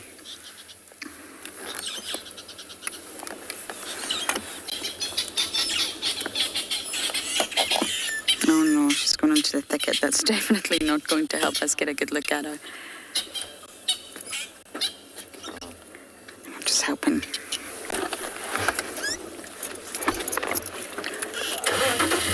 There's another vehicle going behind us, so just bear with me.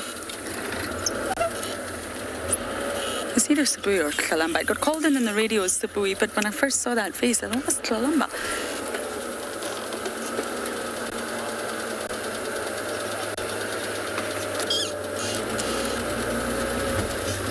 I think we've lost our visual for now, everyone. There's a bit of a traffic jam.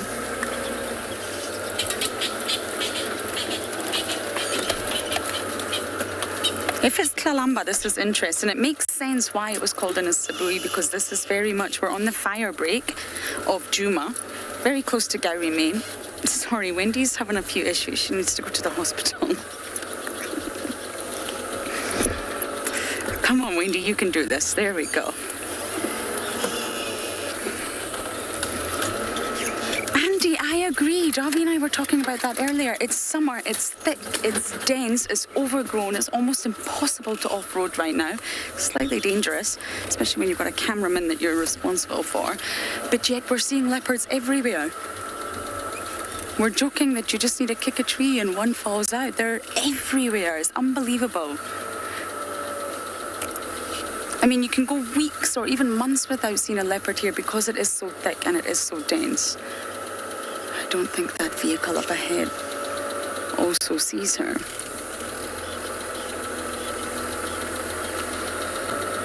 She's somewhere here.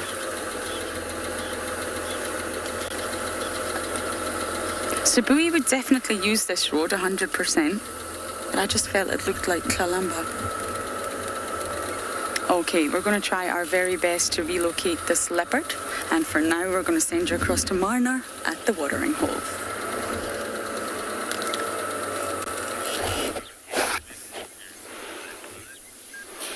Alright, so we have reached the water hole, and there are quite a few hippos playing around in the water at the moment.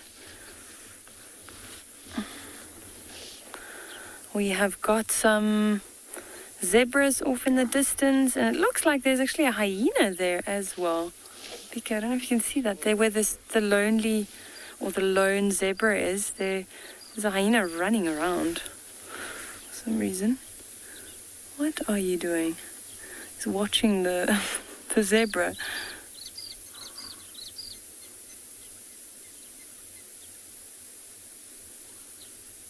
He's just playing. Probably wants to come down for a drink. Or sometimes what we see during the day when it's hot like today, these hyenas will come and actually lay in the water. So on the edge of the water you sometimes find them laying down. Nice and cool, obviously. And sometimes even if there was a carcass around and they manage to snatch up a piece of that carcass, they might also bring it to the water and they'll stash it in the water. I'm not sure what he's doing though.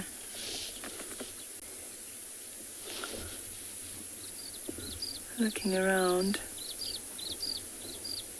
We actually saw another hyena just off in the distance just before we reached the water hole. Now it could be that there's a den site close by, but we do have quite a healthy population of hyenas on this property. Smelling around. See how he's lifting his head?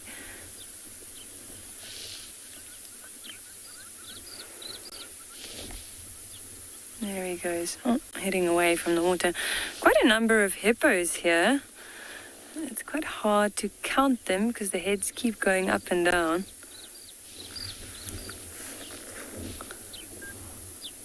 Let's see, I'd say at least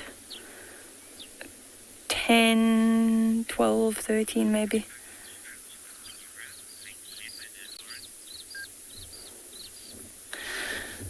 We're going to stay around the water hole for a little while longer, and we're going to send you back to Lauren. It seems like she's found the leopard again. It's definitely our princess, without a doubt. It's definitely Tlalamba. For a moment, you can easily get confused, but it's definitely Princess T. And this is unusual that she's on this road. This is definitely a road that Sabui uses and Tandy used to use. I haven't seen Tandy here in a very, very long time, but Sabui uses his fire break for sure. So it's interesting to see that Tlalamba has came this far down south. She's definitely pushing. She was in Torchwood just the other week as well. So we're just going to let another vehicle go in front. We're doing a sort of very tricky leapfrog, shall we say. But at least we got views of her, and it's definitely Tlalamba. I can see why it was called in as the buoy, though it's not common for the other vehicles on the southern boundary, which is Gowrie Main, to see Tlalamba. She's more north. So I can see why it was called in. But Tlalamba's movements are interesting. I wonder why she's here. Trust it to be one of the most overgrown roads on the reserve.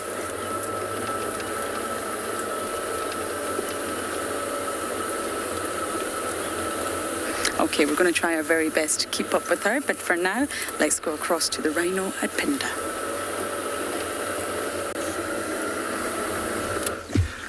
Welcome back to Ambient Pinda. You will not believe what we've just found, everybody. We came around a corner and Owen just said, "Oh, there's a rhino." And looking at the surroundings, the thickets around us, look how dense the bush is. When he said that, I had my suspicions. I thought, no, surely it can't be a white rhino. And we looked over, and sure enough, it was a black rhino. And it's now watching us from behind that bush there. So it's just being very quiet. We are downwind of it, so it can't smell us. But it is listening towards us. So I'm talking very quietly in the hope that we can spend a bit of time here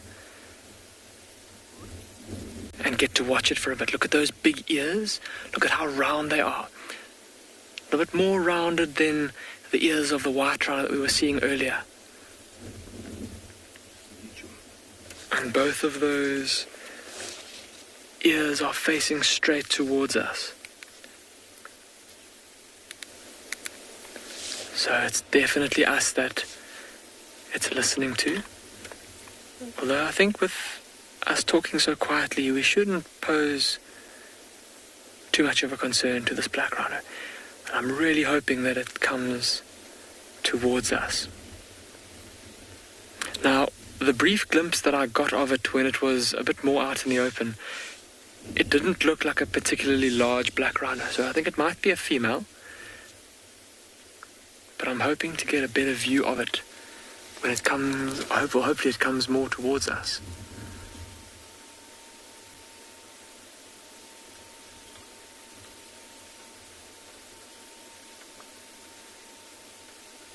But look at how now when it stands still, how it kind of vanishes into the bush. You would very easily drive past this rhino, not see it if it was sitting still like that.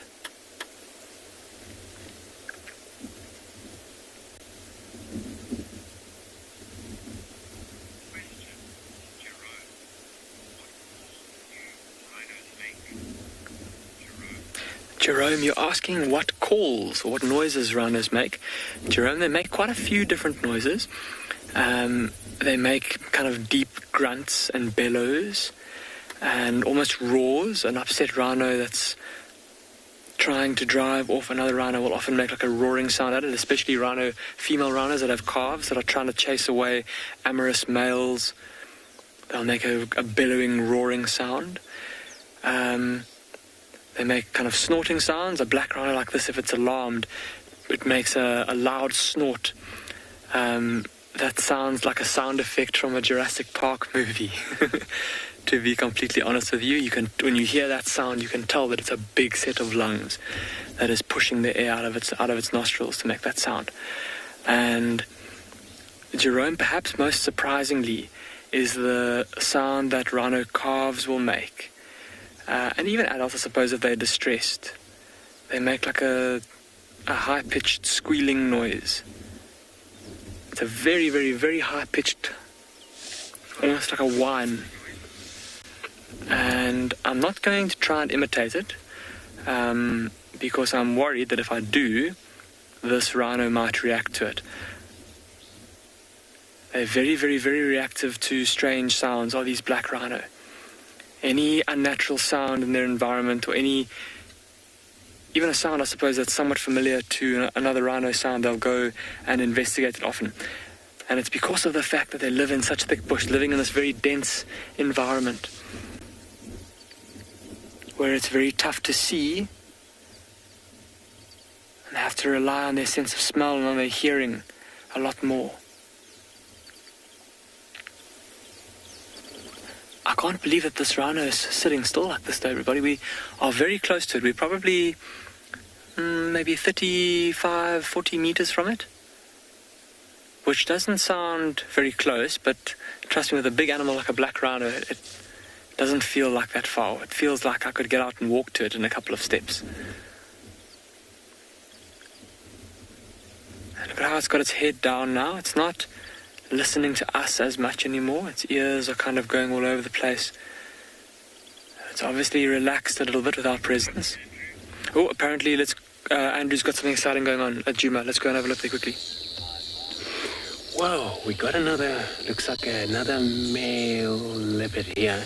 Looks like there are two of them. Another one, we can't see it clearly, but they look like very much, they don't want to actually allow us to get close to them so much. I'm going to try stay far as much as I can so we can get a sighting going. Looks like a two here.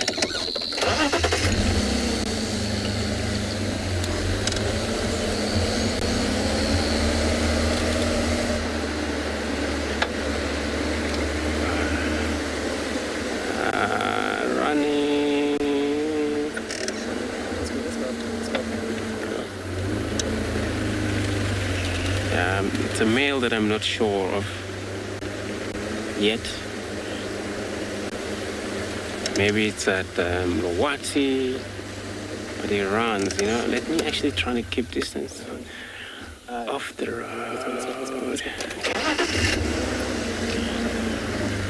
Just off the road, I'm gonna try to keep up with him.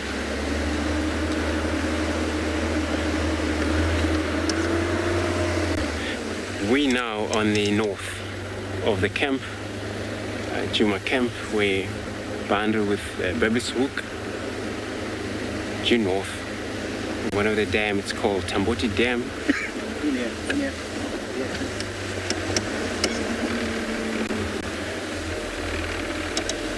Out there on the road again, So I'm gonna talk to the radio quickly.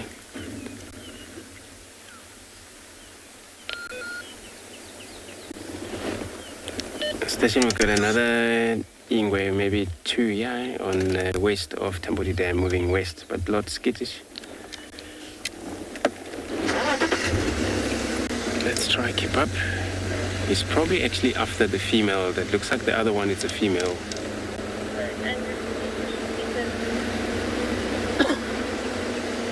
It's an amazing. Yeah, when we're trying to keep up the log going here at the western side of Tamboti Dam, moving, probably running into Babishoek at the moment. It's very an excitement to see a leopard that we're not sure of. So here it's very tall grass where we're gonna have to look. Sometimes we may drive past them.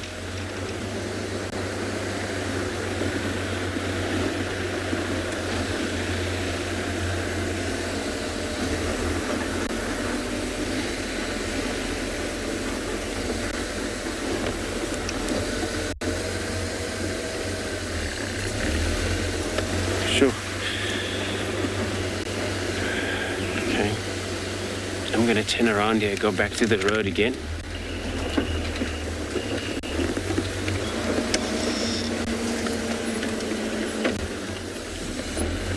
So a leopard like that, they're very shy. Maybe they haven't actually been close to the vehicle so much. Or been shy in general, their behavior.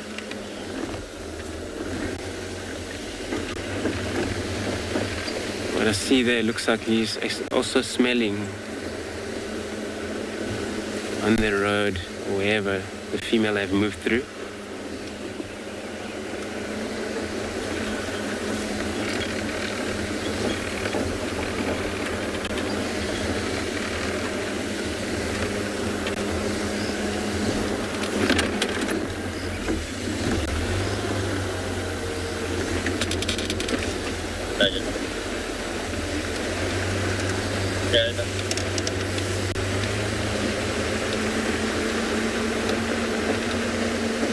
So the grass is very tall. Happens maybe they just flat.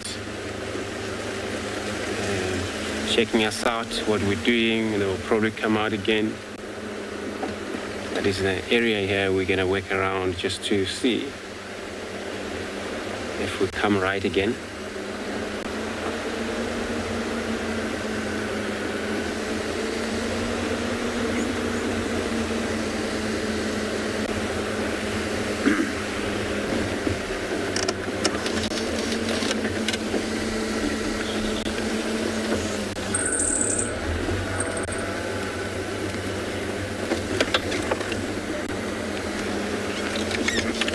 So I'm gonna check through roads. Hope we come right with our skittish leopard.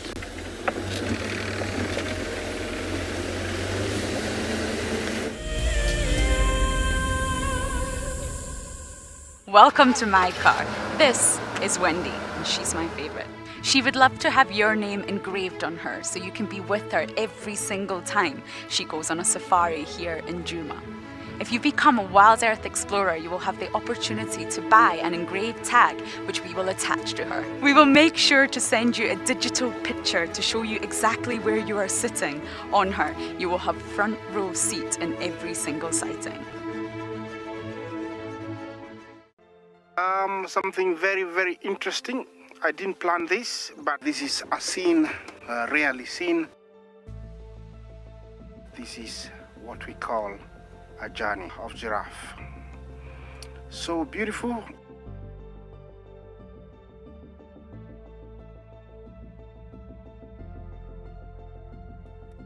Tune into Wild Earth every single day. It's in your nature. Have you been watching Wild Earth and dreamt of being right there on safari with one of the guides? Well, now you can. Wild Earth is offering you a chance to buy a ticket to dream. You or a friend can hop on board a live Wild Earth show and join our guide on safari. The ticket is redeemable at any of our locations anytime in the future. Only a limited number of tickets are available, so don't wait. Get your ticket now and start dreaming. Terms and conditions apply. My name is Ross and I'm a field guide at and Beyond Pinde Private Game Reserve. I love getting questions from guests on Wild Earth because I love sharing and learning information about nature with new people, and it also makes me feel like you're all joining me in real life. If you want to ask a question on Wild Earth, then you need to register on our website. Once registered, go to our live safari page and submit your question below our live feed.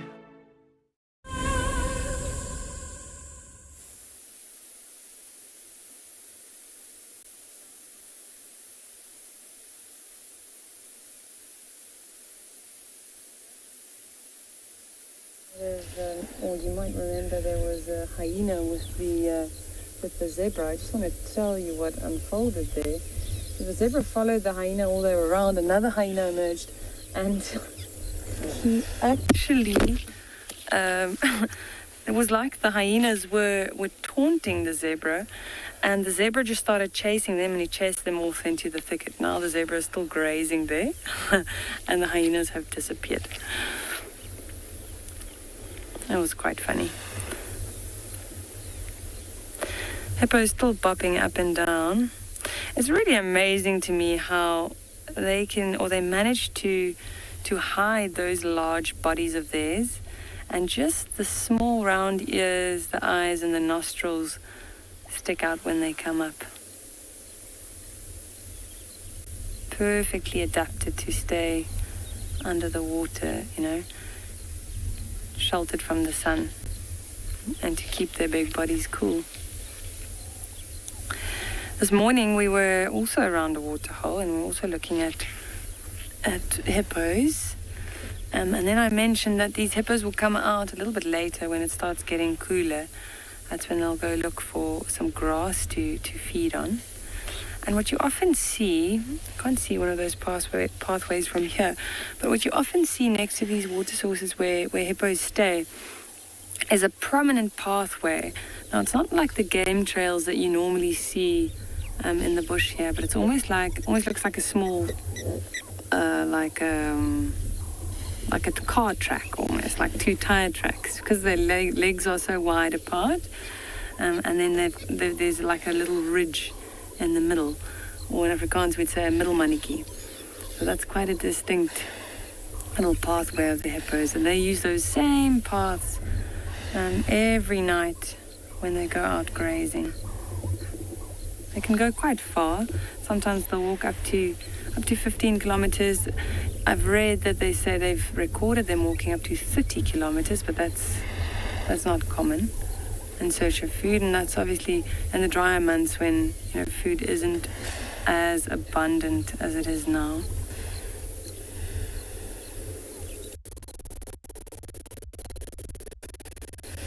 Once again, only the ears, the nostrils and the eyes, and then they disappear.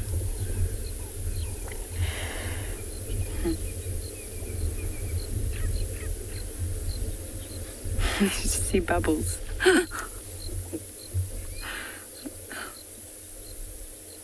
Oh, there's a nostril.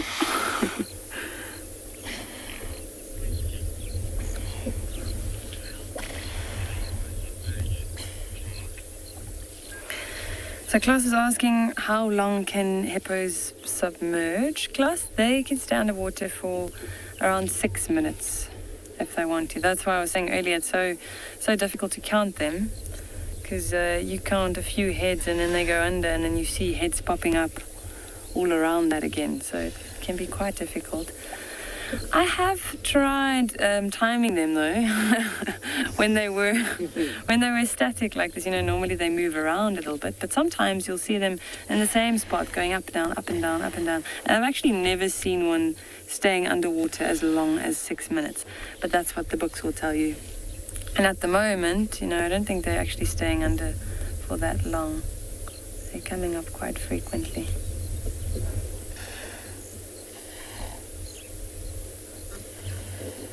But they've got very sensitive skin, and also they don't have any sweat glands, so that's why they stay in the water for most of the day. Try and keep themselves cool. I wish I could get into the water right now. There are also crocodiles in this waterhole, so that would not be the wisest decision, because the hyenas are back. On the other side, those two hyenas are back, and it seems like the zebra, he's kind of escorting them towards the rest of the herd there. Let's just see. Okay, there's the one in front. There's the zebra. Yep, he's chasing them again. Watch. There's the other one in the back. So it seems like that's the stallion, and I think he might be trying to keep them away from the rest of the herd. I can't see if there are any foals there. Maybe one or two youngish zebras, but no tiny foals. And what a guy, he's protecting his ladies.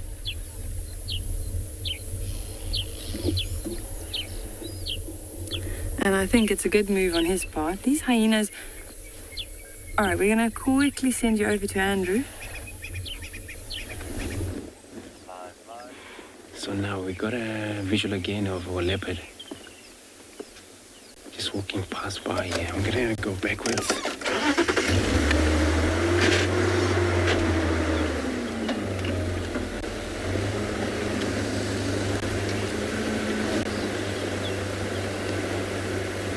Looks like he's behind the female at the moment. He was busy calling out.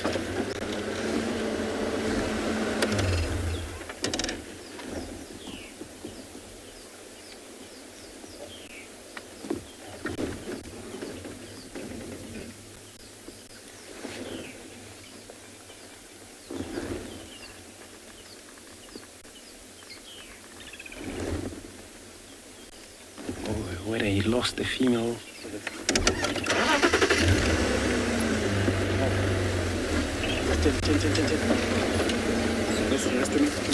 Yeah, take it.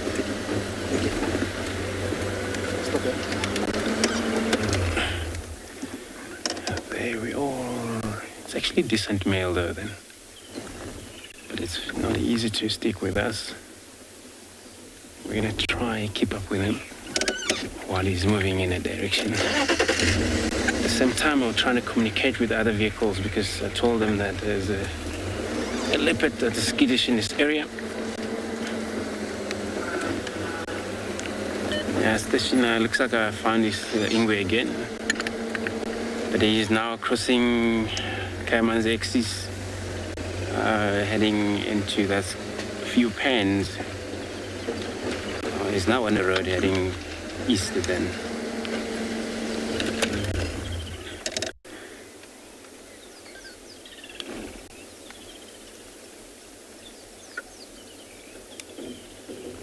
I cannot tell which one is this yet.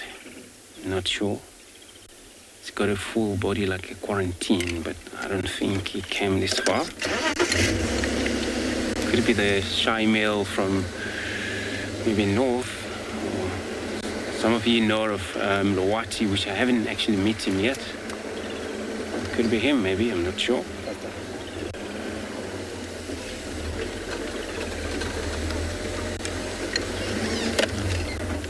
There he is.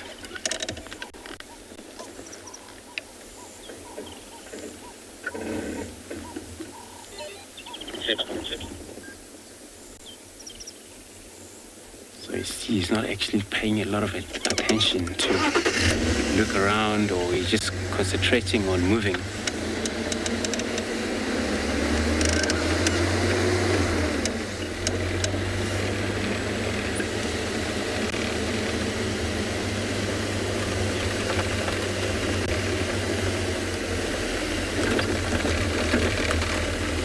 So for now, he's moving north, back north, probably where he come from, I think.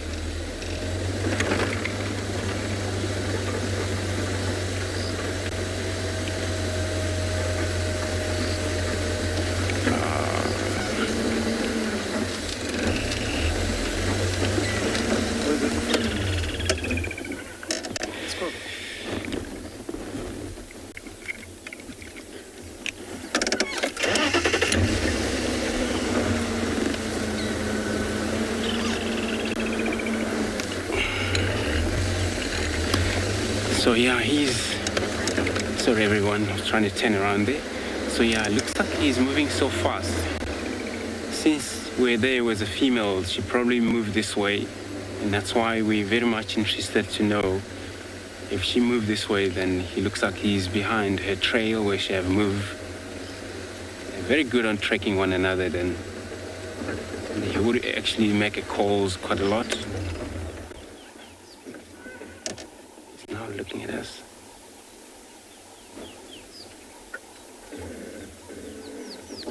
He didn't look at us for long.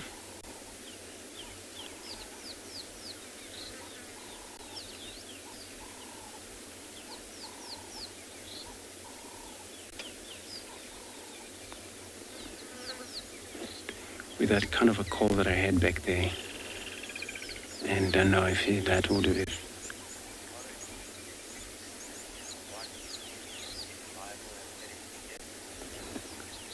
Okay, thanks viewers. Yeah, for now I think it would make sense if I'm watching, because then I know you come this far sometimes. And it's actually a beautiful male there. If it's him, oh, it is. We're trying to keep distance as much as we can, because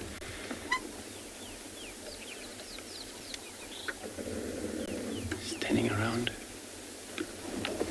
Actually, scent marking.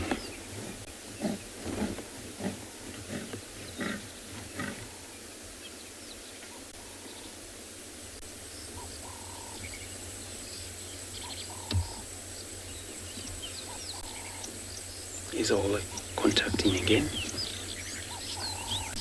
The sound that we just heard.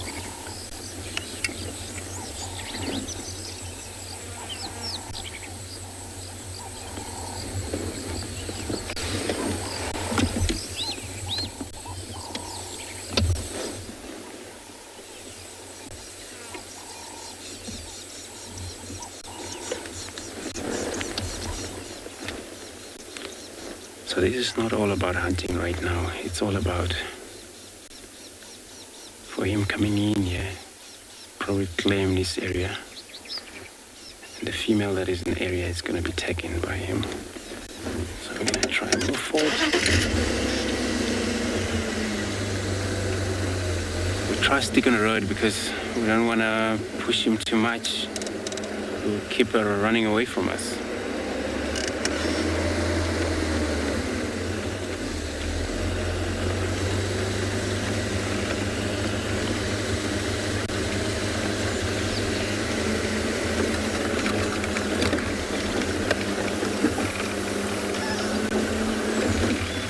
So Sky is saying it looks like he's marking and patrolling. Looks like it indeed. And for that scent marking there, what we saw, and the growling, it's kind of like territorial vocalization he's doing. So it's probably one of these challenge around here. The male that you would be around, he would be facing him shortly.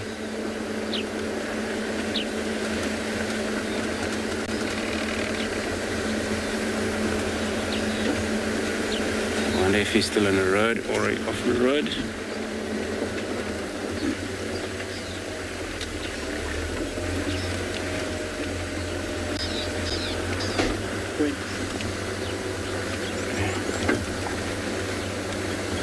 So we still got him, but it's going to be a very difficult one now. We're going low ground in this area.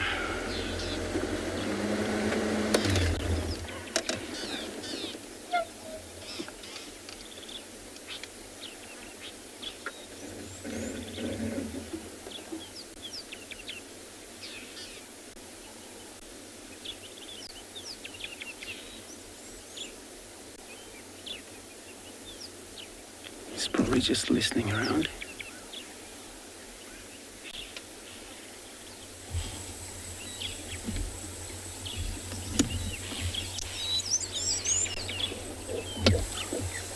Just lay down. Thank God for that. We can stop chasing you, boy. It's one of the full-grown male cedar juleps that's hanging. Just like the Tingana we just saw. He's also had a julep. Full-grown male also had this one.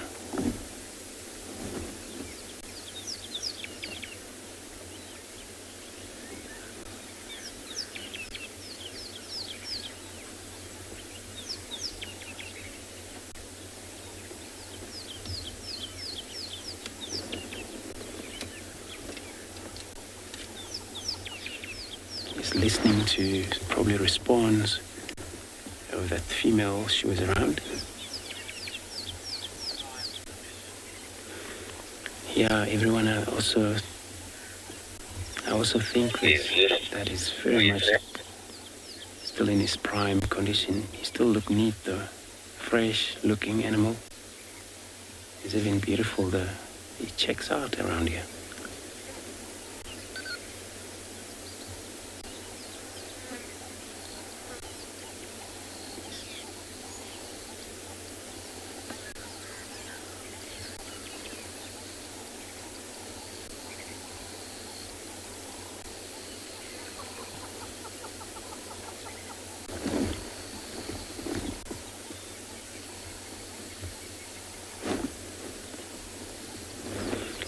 And the female that was around here, I'm not sure, couldn't actually have a good look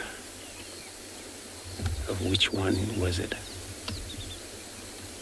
No, don't go that far. Looks like he's gonna go off that road again.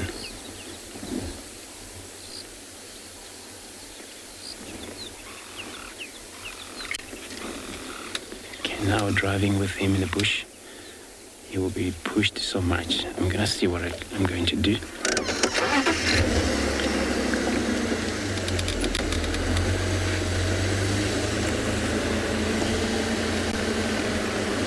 So I'm gonna see if I'll get another visual, but I don't want to push too much in these long grasses here. But let's see what happened.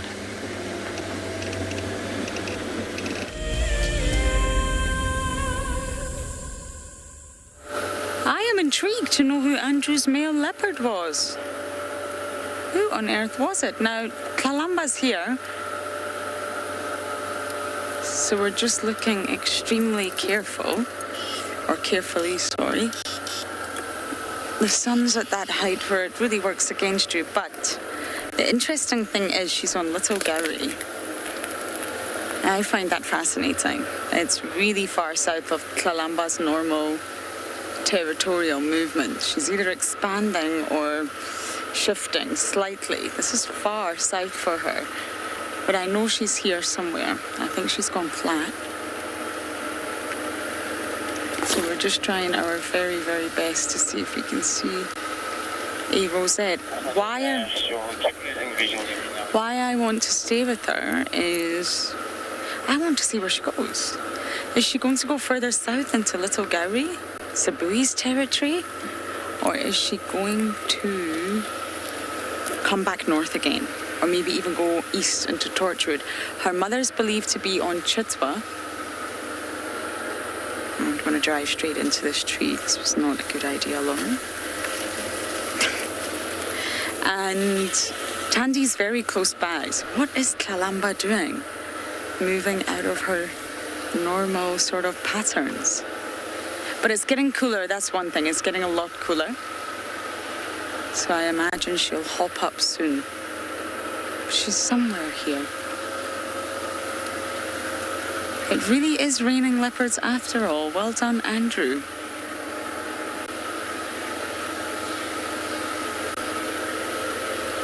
Okay, hopefully we'll see those little black and white ears pop up very soon.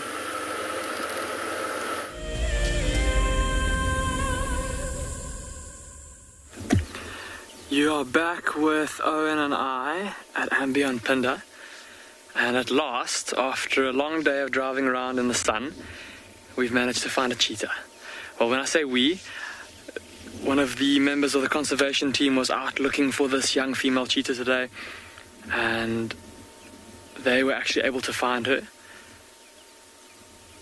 And we saw their vehicle from a distance off not long after we left that black rhino. I know it's not the best view. I suppose the black rhino, I suppose, was the same also. Quite a tough view. This cheetah lying in this very thick grass.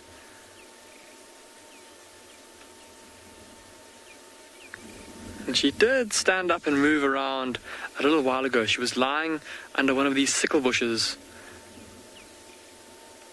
And just before we got her, she apparently stood up and moved into the clearing here. So I wonder if it's not maybe just trying to get into the breeze a bit more. Maybe also wanting to leave the tangle of the branches of the sickle bush. Might hamper her escape. We often speak about a cheetah and how vulnerable they are to being so slight and slender compared to the bigger predators, like those enormous male leopards that you guys have been seeing this afternoon over at Djuma.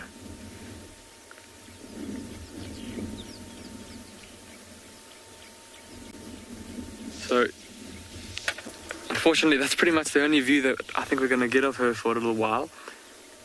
Looking at the top of her head,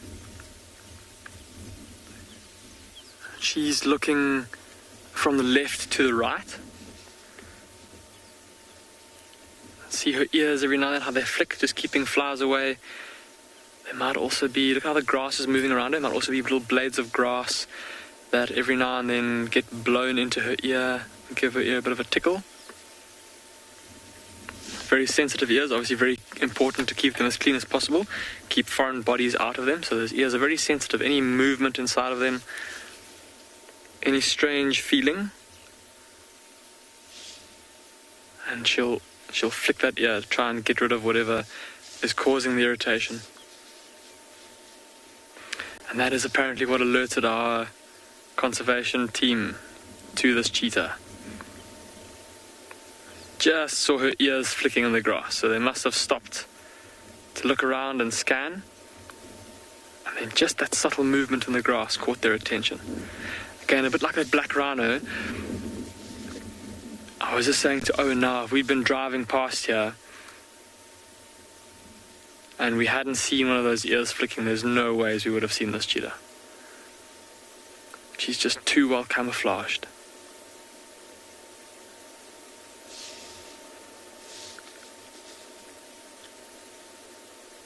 I mentioned earlier that we might expect a cheetah like this, a lone female, to be coming to the end of her bout of activity for the day at this time of the evening, where she may have used the cool of the earlier afternoon to try and hunt. But I think now with the sun heading towards the horizon, finding a safe spot to sleep is going to be her priority. And I think where she is right now, although there are quite a few sickle bush thickets around that are quite dense, I think this is about as good as she's going to get for this area.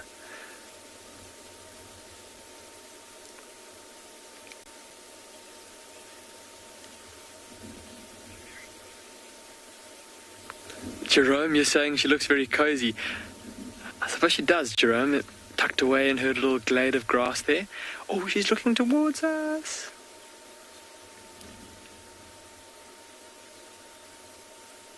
Did you get to see her eyes through the grass there, everybody? Those orange eyes. She might... Oh. I thought she was going to sit up for us. But quite the opposite. She's lain completely flat. So she was lying initially in that very typical cheetah pose with her body... Oh, there we go. Head back up again. was going to say, she was lying in that very typical cheetah pose, body flat on the ground and then the neck crooked up. But then just for a second there, she laid her head completely flat. There you go, she's up. Look at how beautiful she is. That lovely coat. And walking slowly, slowly, slowly through the grass.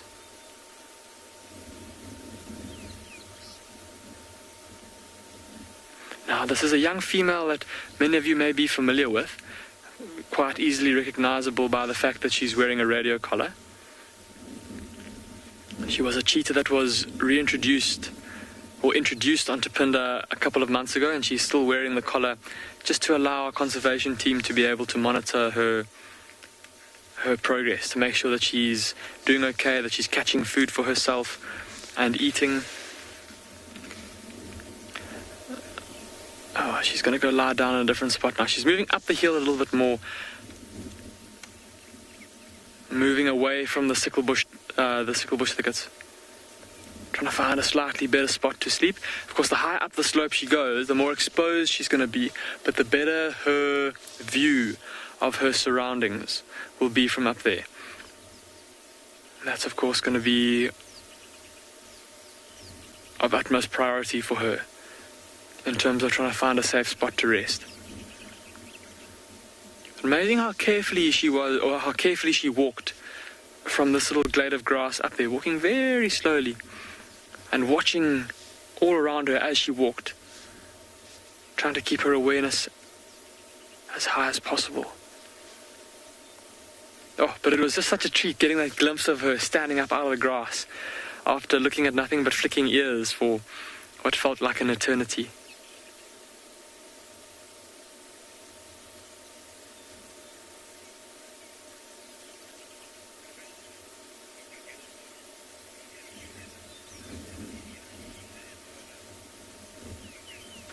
Yogeshwar, you're asking if I've ever seen an albino cheetah in the wild. Yogeshwar, I've never seen one in the wild, and come to think about it, I don't even think I've seen a picture of one. What we tend to see more commonly with cheetah in terms of genetic mutations is a kind of mutation that leads to the overproduction of melanin in the cheetah's coat. So the cheetah ends up with kind of more stripes than spots on their body, and it's often referred to as a king cheetah. It's not a different species, it's the same species, it's just that it looks a little bit different. And as I was saying, the spots are all so close together and all almost interlinked to the extent that the cheetah looks like it's got stripes. And I've got a picture of one in my animal book, so I'm just going to pull that up for you, Yogeshwar, so that you can see it. Perhaps you are already familiar with the king cheetah, but here's a picture here.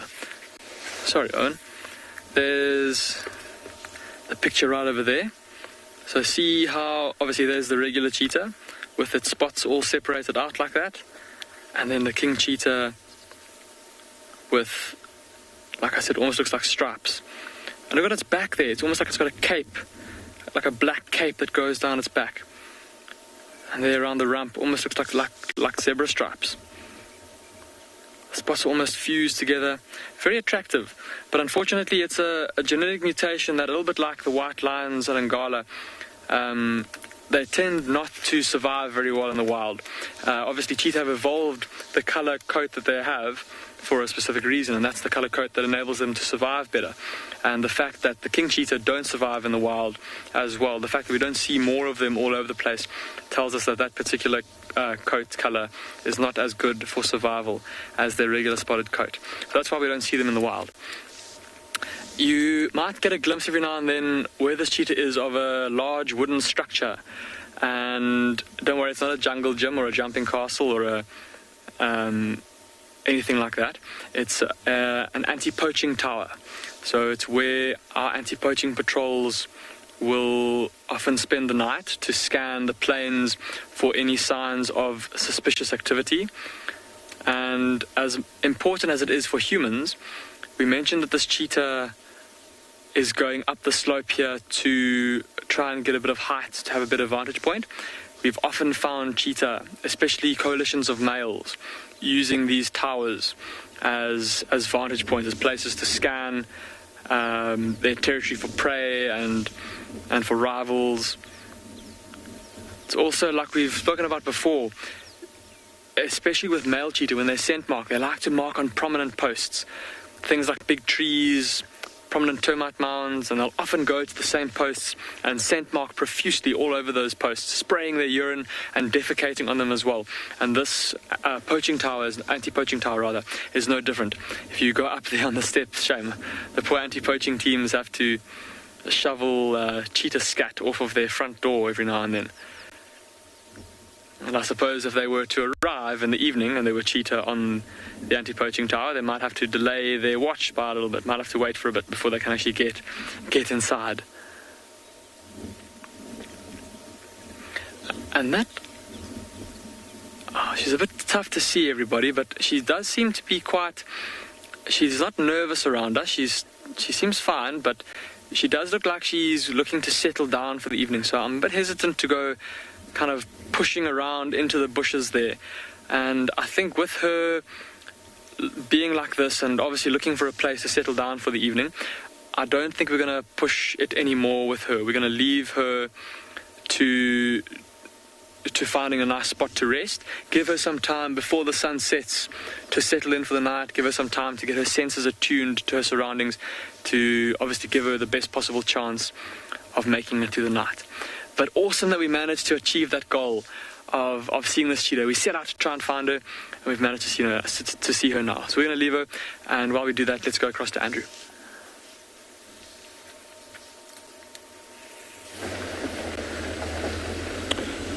Thanks, Damon.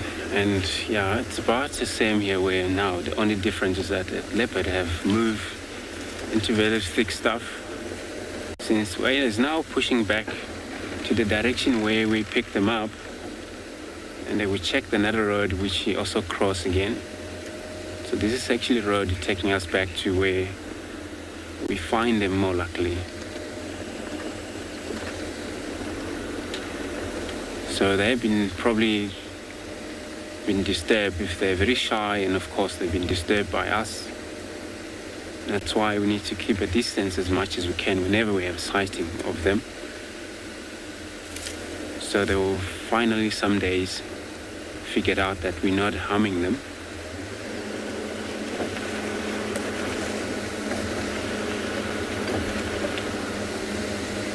But he's very straight, that male, the way he scent mark and growl around here. This is actually a challenge. He's showing his strength, strongest, that any situation would occur here, he would handle it.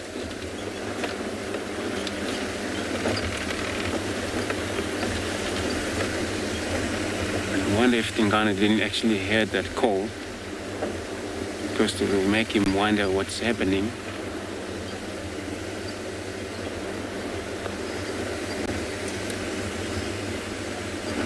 But he won't leave his kill there. He's probably going to just finish it off before he take care of all what is happening here.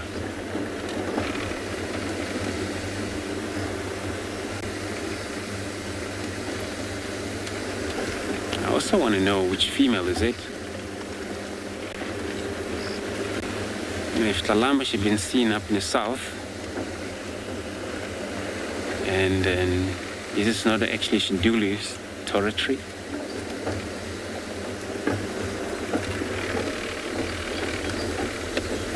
Maybe it could be one of the female up north, or Luna. I think I haven't actually seen her quite sometimes.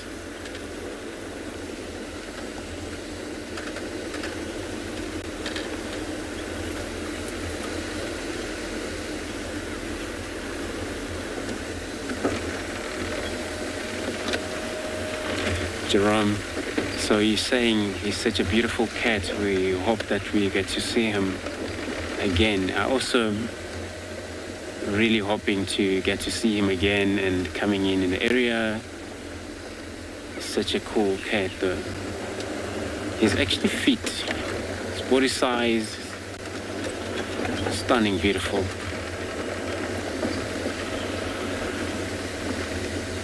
So now there's two vehicles here. Another vehicle joined me. I think they're going to check the other side while we're checking this side.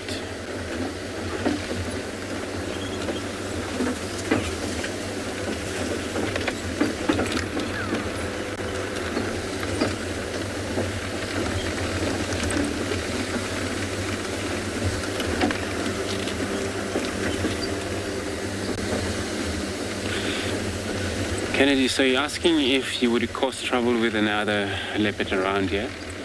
Yes, the males. The other male that are here, we have a Tingana, and then slightly west of here, Juma there is a Hokumuri. These are other males that wouldn't really tolerate each other.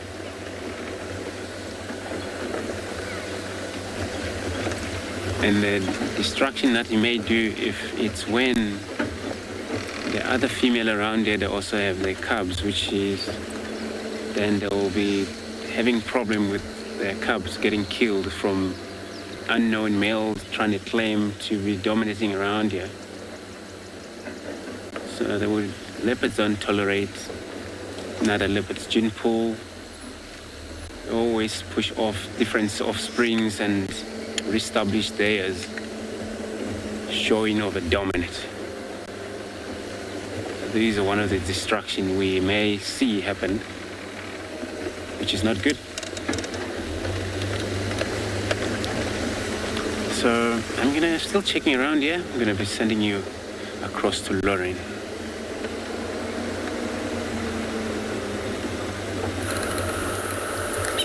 Andrew, I hope that was Mulwati for you. Andrew's been desperate to see Mulwati for quite some time, so I hope it was. If it's someone that's calling and scent marking, then it has to be a dominant territorial male. Big bird. Davi says, ooh, big bird. Okay, let's figure out this big bird together. So I need to get my binos out. Bear with me. I think it could be Mr. Wahlberg. And it will be the Mr. Why? Because we're at the Mulwati and they have a nest here. And within that monogamous pair, the female is the pale morph and the male is the dark morph. Well spotted, Davi. And you see those sort of feathers on the crown of the head that stand up. Almost looks like bedhead. That's a real key feature of the Wahlbergs. Because they can look similar to Tonys. A lot of the raptors can look similar. The Tonys can look similar to the steppe. They all sort of merge in. You've got to stop, look, and pick out the key identification features. And I think this is Mr. Wahlberg. But the other pair are opposites. It's the female that's the dark morph and the male that's the pale morph. Aren't they just the most beautiful birds? I love Wahlberg eagles. They're not particularly large. They have a very large wingspan, but they're not particularly heavy-bodied. We also get the lesser spotted eagle out here as well, but that is, believe it or not, lesser spotted. That's not why it's called the lesser spotted, but we just don't see it so much here, but we do get it.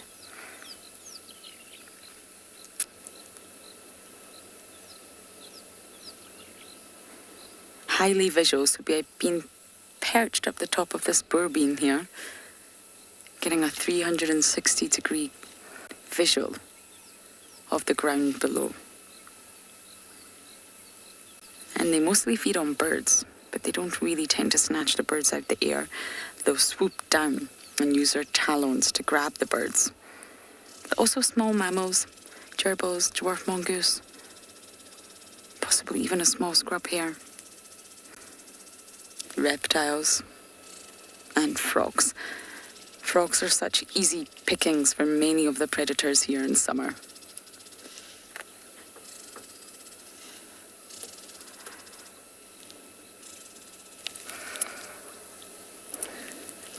So I'm going to bumble onto the hyena den with high hopes that they might be there, and I have to send you across to Andrew with something.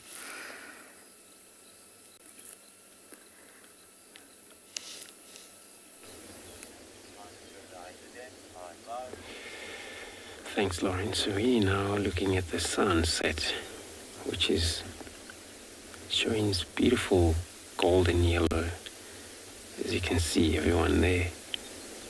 And at the same time, when we're stopping here, we're all listening to an audio of that our leopard again. But since then, there's no kind of a communication that happened.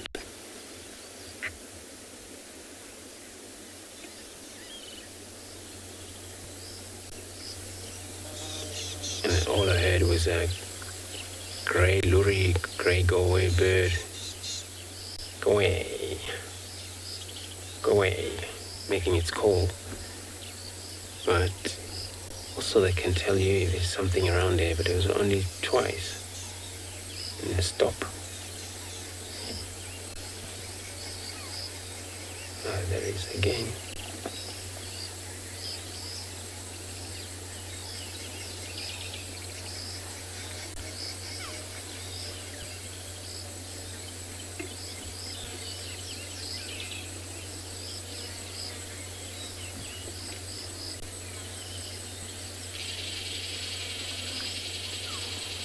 Here's the sun set. It's going to be about nocturnal time for the animal that does move at night. Come out, move about, do their activity. Those are scent marking, they will be scent marking. Those will be hunting, they will be hunting. Some they will do both, scent marking and hunting.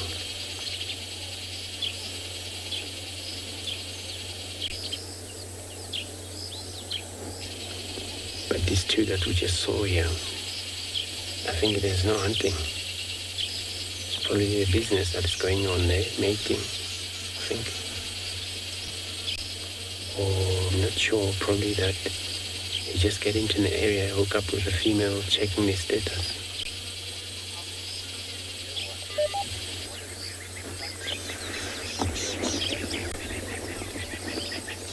Dear watcher is saying it's such a beautiful sunset. Indeed it is. It's actually open sky. All you see is a little bit of a cloud.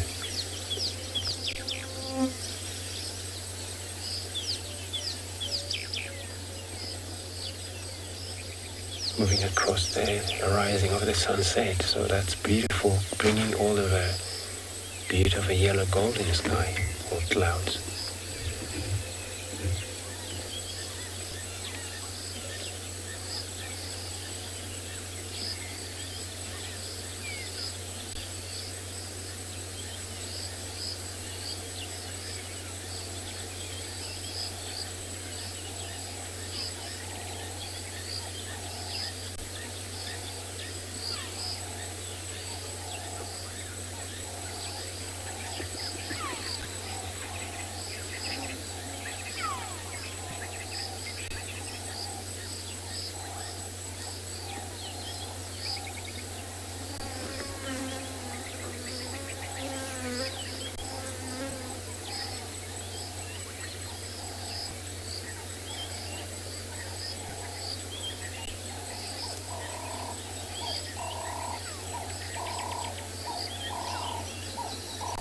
And all of the sound that you hear from birds.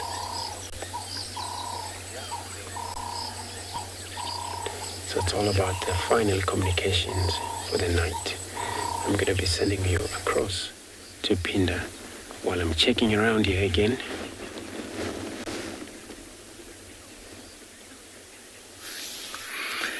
Welcome back to and Beyond Pinda. Owen and I are sitting on a ridge looking out to the west and just watching the most incredible clouds come rolling in. It literally looks like the sky is on fire at the bottom there, and there's a big cloud of black smoke over the top of it. And the clouds very slowly, if you keep your eyes fixed, or obviously with the camera being fixed, you'll be able to see it. But look at how the clouds are very slowly drifting from the left to the right. All very low-level clouds being pushed in the same direction as the wind is blowing on the surface. Like I said, kind of coming from the south. And we've had a couple of glimpses beyond this first row of clouds into the distance, towards kind of the escarpment, and it looks like there's ominous clouds coming in our direction from there. I don't think they're going to catch us out. They won't catch us before the end of drive. We'll get home dry. But Owen was also just saying now he thinks that we might get some rain tonight. And this is typically the direction where we get our rain coming from, is coming from the south or from the west.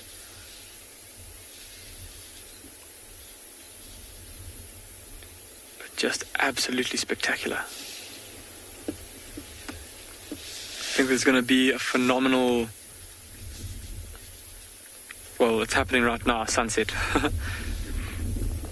But the fact that we can't see the sun actually coming down beyond those clouds means that there's definitely some stormy weather out to the west. Look at how the colors are changing very slowly. Those reds that were on the lower clouds are now going to more yellowy golden color. I don't know if you can hear that bird in the background going tim tim tim tim tim tim tim tim tim tim tim tim tim. It may be a new bird species for some of you. It's called a croaking cisticola. One that I don't think we've managed to film yet on Wild Earth. We'll have to try and do that at some stage. But out here in these grasslands, perfect habitat for them. The flat open plains. Apparently all of you are just commenting on how beautiful the sky is. It's absolutely spectacular. The hues of the very subtle hues, like greys and blues and purples, that just kind of all mold together.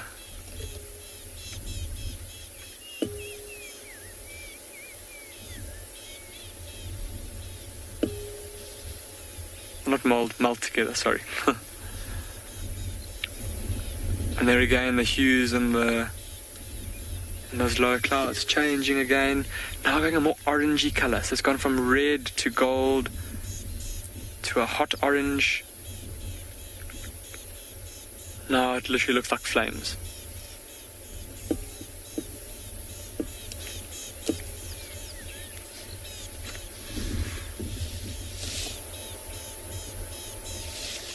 It's just so peaceful as well. Isn't that same oppressive heat from the sun anymore? Can finally stop squinting our eyes. There's a lovely cool breeze blowing over us.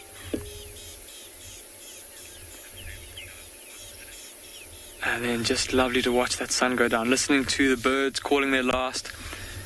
There's a very noisy rattling cisticola going chee, chee, chee, chee, chee in the background.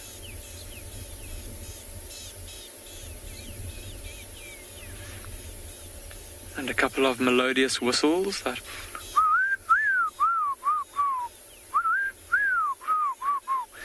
coming from the left-hand side, coming from the east. There's a black-crowned chagra that's calling. That's the one making those whistles. How lovely was that? Just to take some time to stop and just enjoy the wonderful show that these clouds have been putting on for us. As they keep marching in, Owen and I are going to keep on moving. We're a long way from anywhere, so we're going to keep on driving and see what we can find for you as darkness starts to set in.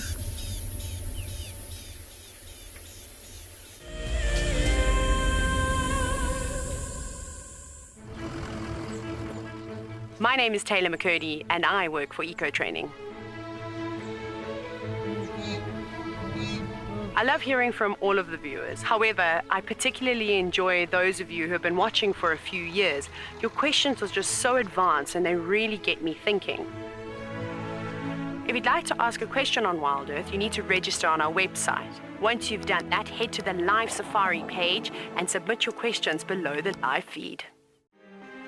For the month of January 2021, we are offering a chance to win a unique Wild Earth expedition to the magnificent Tswalu Kalahari. From the ancient Kortai's Koranenberg Mountains to the southern Kalahari's red sand dunes, Tswalu offers what travelers crave most: space and time. The winner will explore this landscape in a vehicle, on foot, or on horseback, with a chance to go behind the scenes with Wild Earth and of course meet the meerkats. The prize includes a 3-night stay for you and a friend at the luxury Motse Lodge, including flights from either Johannesburg or Cape Town. Open to all Wild Earth explorers who have signed up before the end of January 2021. Terms and conditions apply. What makes Untitled Private Game Reserve so special is our massive array of habitats. And with that comes, of course, a beautiful diversity of landscapes, but also an incredible biodiversity in terms of plants, bird life, and animal life, as well as, of course, our conservation success stories with cheetah, with rhinos, now with pangolins too. Catch up with the guides daily here on Wild Earth.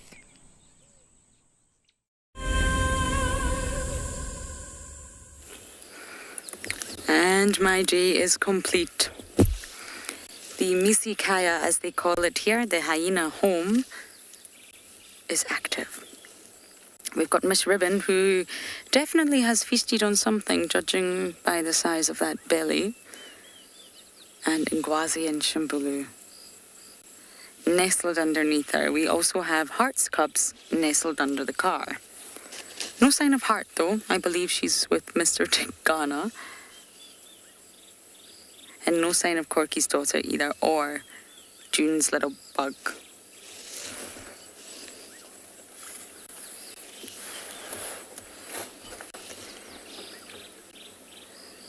It is so nice to see them. We got a brief view of them yesterday, but there was no adult, so of course we left. But since Ribbon's here, in her usual spots, I mean, this is Ribbon's throne. She does not move very far from it. She's always here. I wonder how she's walking. We lost Miss Klalamba. We tried very hard to relocate her, but she did sort of cross into Little Gowrie, and that's an area that we cannot traverse. I don't think she'll go deep into Little Gowrie, but it's just interesting to find her that far south. Again, actually, Davi and I had her fairly recently in the Mulwati, very, very far south.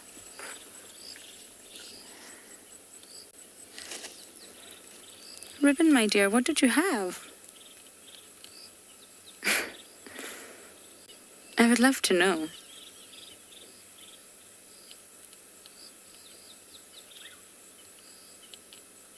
Either way, she is full. I haven't seen June in a few days. We saw Corky recently.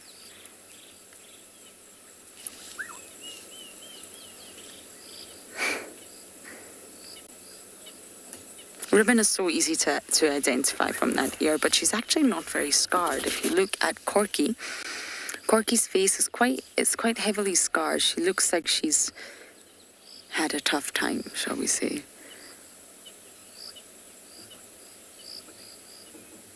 I can hear you too. I don't know what you're doing, but I don't think it's good. Wendy's already not in great condition. I'm in a little bit of trouble with the car. Maybe that's what's wrong with the car. I can just hear them clanging and banging. And maybe that's why Wendy's damaged.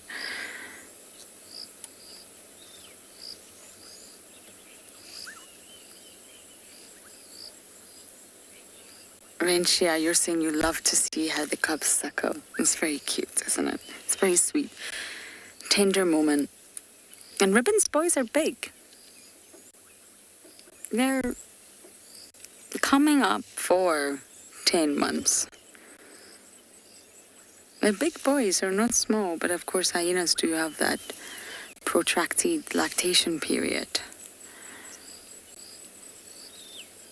So they've still got a fair bit to go before they really stop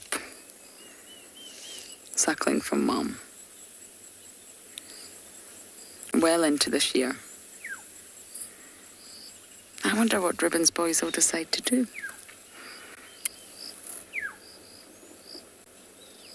Will they be the ones to stay in their NATO clan, or will they disperse? Swazi doesn't seem to be going anywhere. He's of that age, he's of dispersal age, he's also sexually mature now, but he doesn't appear to be leaving anytime soon.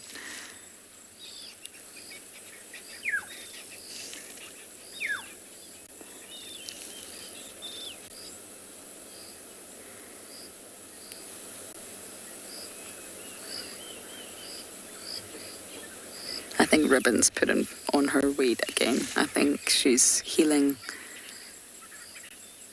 She's full. She'll slowly start to put muscle mass back on again. She's absolutely fine. I do wonder what happened, though.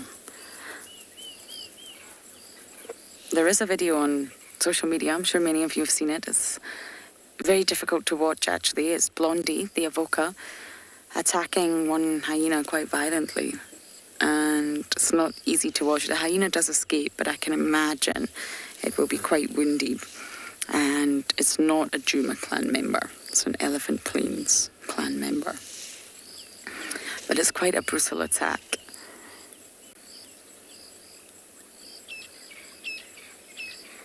Reminded me of Corky, that famous sighting of what happened with Corky and Darkmane. Corky was just eating something that she scavenged, and it was at den number 1, Philemon's den number 1, not this one. And little did she know Darkmane was stalking her, and he ambushed her. Stole whatever she was eating, but also attacked her.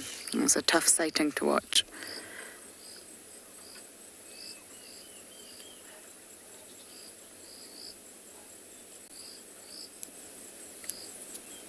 But she bounced back, and she stayed as matriarch.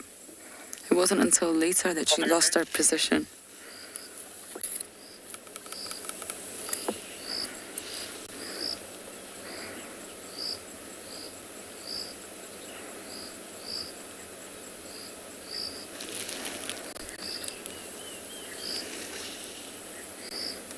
Ribbon can't keep her eyes open. Look, she's trying to stay alert.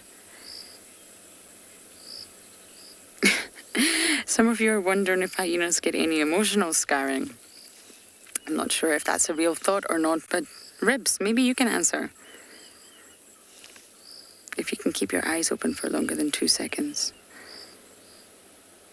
Good question. I believe that most organisms are emotional beings. I really do. It's difficult. Those questions are very difficult to answer. How would we really ever know? Do they grieve? Do they feel emotions? I personally do. I read a wonderful book called What a Fish Knows. It's one of my favourite books to date, and there's a large section on emotions in fish. Yes, can you believe it? So I think most organisms in the animal kingdom have something that could be termed emotions. But I'm sure there'll be many differing opinions on that. That I believe so. I think animals will feel loss of some sort. But there's no choice. There's no choice but to survive.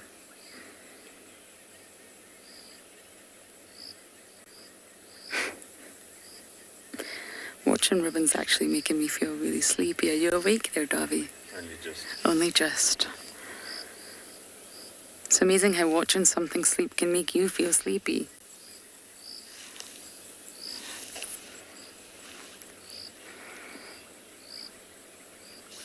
Our Lara Moore, normally 18 months. It can go to 2 years. It can suckle from mum for 2 years, but normally around the 18-month mark. They will fully make that transition. No more milk and full-time meat.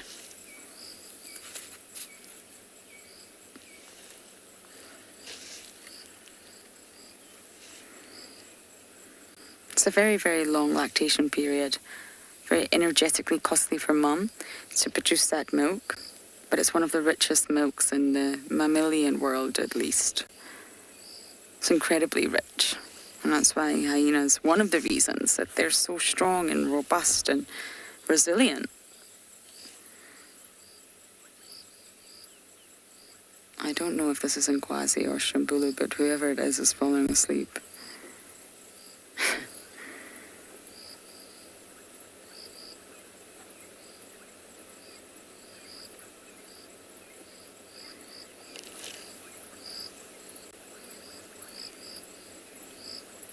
I would love to show you hearts too, but they're still under the car.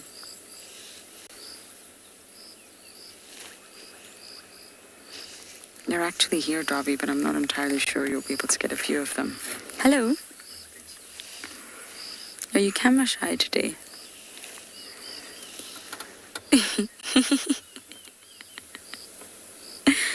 No, why are you being shy? Oh, they're very subdued. Maybe it's because Mom has been with Chingana for a few days now, or at least 2 days, and they haven't actually seen her.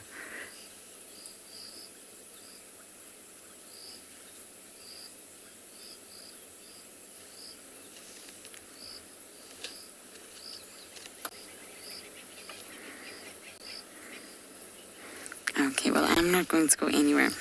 Dobby and I are going to sit here and enjoy this moment. Try not to fall asleep, but for now, we're going to send you across to Andrew.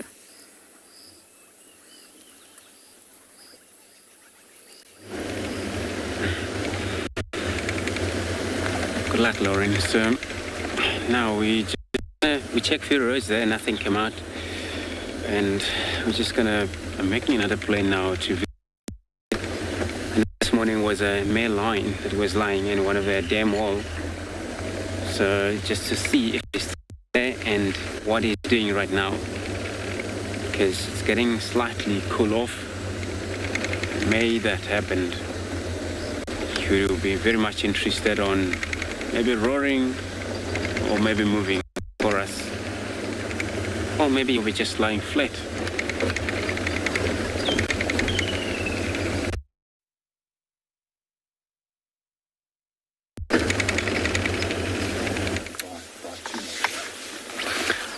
Welcome back to Beyond Pinda. Sorry about that, everybody. Apparently you got an abrupt ending there with Andrew. Fortunately, sometimes things like that can happen out here in the bush with the challenges of bringing you live footage from the wilderness of Africa. It's inevitable that every now and then there will be some technical glitches. But Owen and I have managed to find a small group of buffalo as we've been trying to make our way back in the direction of the mountains, out of the plains. And just looking through my binoculars, it's rather tough to see from where I'm sitting. I think you guys might have a slightly better view. But it looks like they've all got very big, pronounced, kind of bony bosses on their heads. So it looks like it might be a bachelor herd. A herd of buffalo bulls, a small group of buffalo bulls. I can see at least 4 or 5 of them. Oh, Owen's saying that, oh yeah, the one lying down. Have a look at that one lying down there, everyone. Look at its left horn. The horn obviously then on the right hand side of its body for us, and how it's broken. And looking at the other buffalo's bosses, those kind of bony helmets on their heads, they all look pretty heavily weathered. And their hides as well, especially the bull on the far left, he's already missing a large chunk of fur, or a large patch of fur across his back. So although none of their horns look particularly impressive, they seem to be older buffalo. Maybe bulls that just couldn't keep up with the herd anymore, bulls that couldn't make it in the herd. They got moved away or pushed out by a bigger, stronger, more dominant buffalo. And they've now just formed their own little group. Once again, safety in numbers. Helps to have several extra sets of eyes and nostrils and ears to help to keep a lookout for danger. That second buffalo, see how it's just laying down? I wouldn't be surprised if the other 2 follow suit shortly. Now, where we're sitting, there's quite a large water hole that is to our west, and that seems to be where these buffalo have come from. So wouldn't be surprised if they've already gone and had a drink later in the evening, and they've been feeding their way through this grassland, and now it's time, with the coming of evening or the coming of nightfall, it's time for them to lie down and start to ruminate, chew the cud and rest for a bit. But while those two lie down, look at this one that's closest to us, and how it's been staring at us the whole time. Jackson, you're asking if buffalo ever sleep. Jackson, they will do. I suppose they will close their eyes. I've seen buffalo lying with their eyes closed and chewing the cud, funny enough. Jackson, I'm trying to think though if I've ever seen a buffalo fully put its head down onto the ground. And in my experience, I've never actually seen a buffalo doing that. Very interesting thought. But I have seen them with their eyes closed, chewing the cud, head off the ground, finish chewing the cud, and then kind of lie there with their head kind of flopping down, but not touching the ground quite. That's about the most restful that I've seen a buffalo get.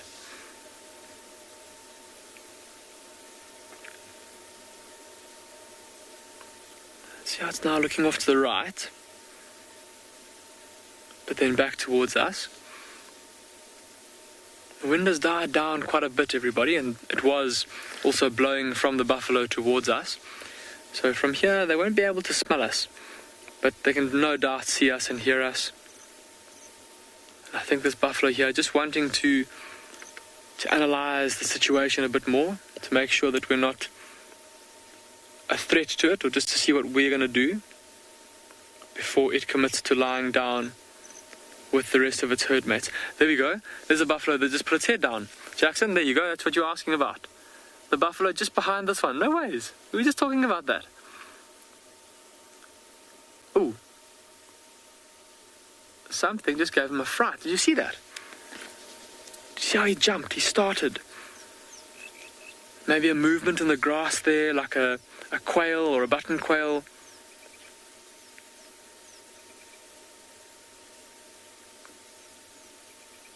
Let's see this one now starting to, I don't know if you saw there where it started to chew a little bit. Maybe getting ready to start, maybe getting ready to start chewing the cud. My mouth is terribly dry, everybody, sorry. It's been a very hot day out here.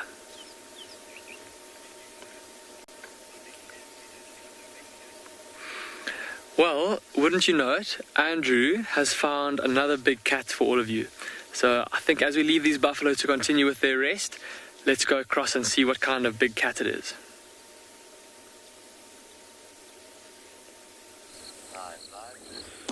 Thanks, Damien. So we got our male lions, as we spoke about. We're gonna visit here just to see how he's doing. He's getting up. Oh, he limps. So that man, he always limp. Not sure what happened to him. He's been actually limping since a while ago.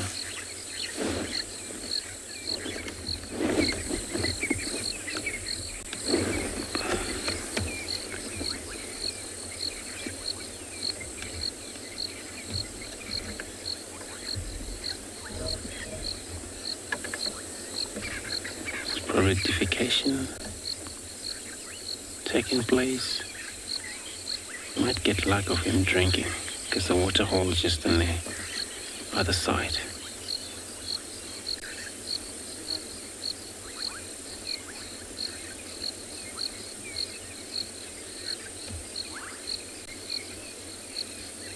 Some are walking on the road again.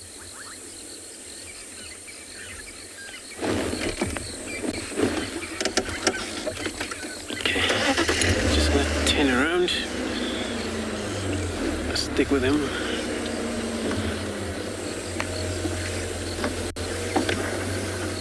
Left him this morning and it was about to drizzle, and you walk into this position. This is where he spend most of the day in these grasses.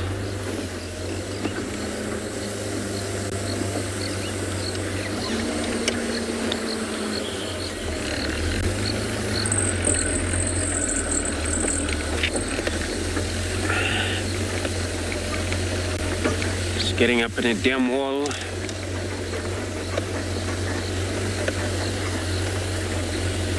Just gonna try and reposition, yeah.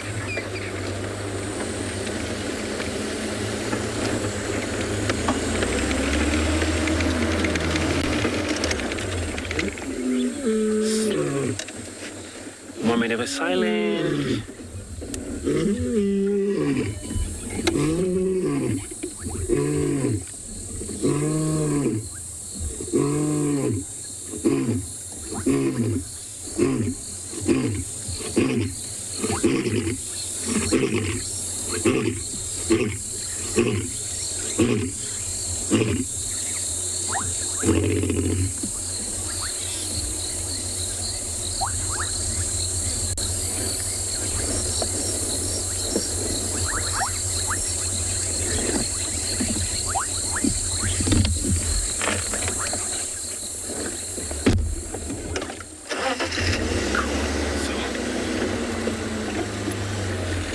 Again.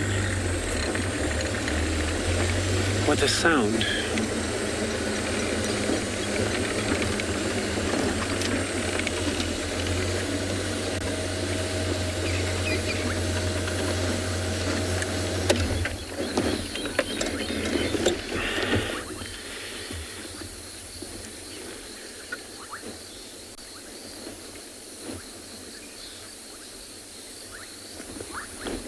He's just now on top of the dam wall. That was all about territorial communication,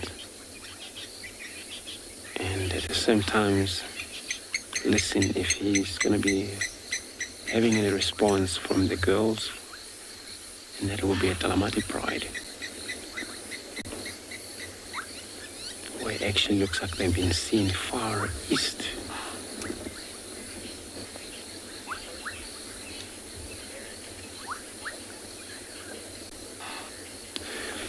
Eric asking what happened to his paw. I'm not sure. Maybe probably during trying to kill some big game, or during a chase of other animal. It happens when they step into the holes when they run. They can get a very serious injury.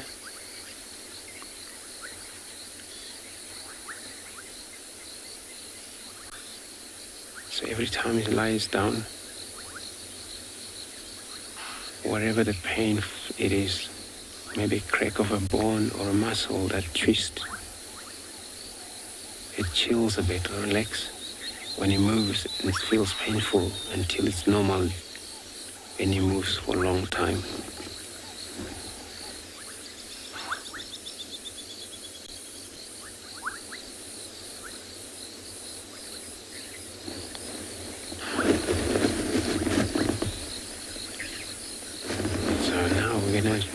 Switch everybody to an IR light, which is now getting very dark. So we're going to be using an infrared light, so we don't disturb him. What we're hearing on the background, it's impalas. If we can take another moment of a silence, just listen to the impalas shouting from distance.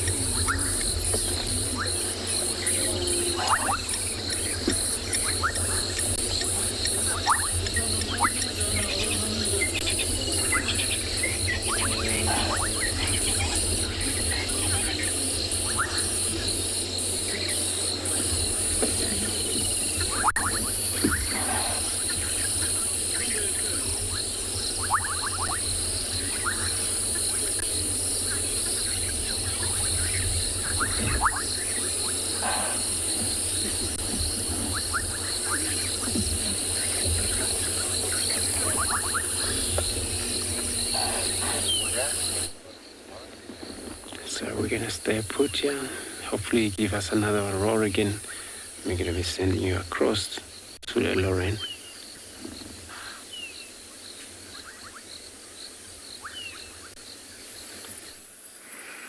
Lucky you, Andrew. It's been a long time since I've heard a lion roar. Now, Corky's daughter has joined the party, but she's also under the car, so we can't give... Oh. Ribbon, you're one tired bunny. You see all those teeth? 34 teeth. Is that flies?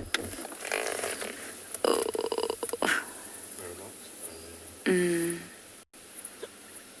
It's not so pleasant to look at, is it? She probably has some body parts or blood on her arm and it's attracting all the flies. Not so pleasant. I was hoping some more adults would join us.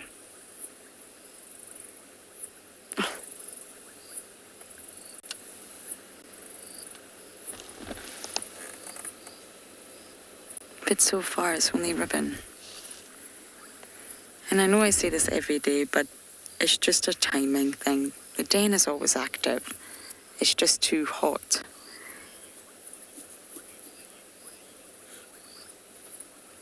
Matthew, yes we do. I mean, just like leopards, today we thought we were going to Sibui. That's what got called in on the radio, so your expectation is Sibui. But the minute you see that leopard, I thought, no, something's wrong. Immediately I knew it was Tlalamba. So that also starts to happen with the hyenas. You do look at their spot pattern, but once you spend as much time with them as we do, we spend hours upon hours with this clan, you can start to recognize them facially as well. They are all different, and admittedly, I make mistakes all the time. It depends on the angle as well, but at least with the 5 females, I'm not very good with the males, but the 5 females that we have, they're all so distinctive. Really, if you just take a closer look, you can't mistake them. And of course, the cubs are all different sizes, different age groups.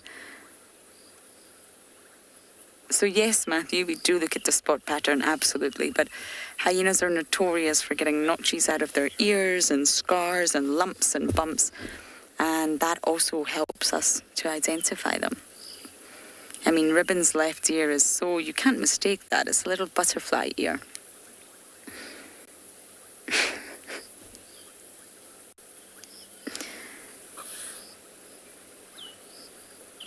She's not comfortable, is she? Oh, look at all those flies.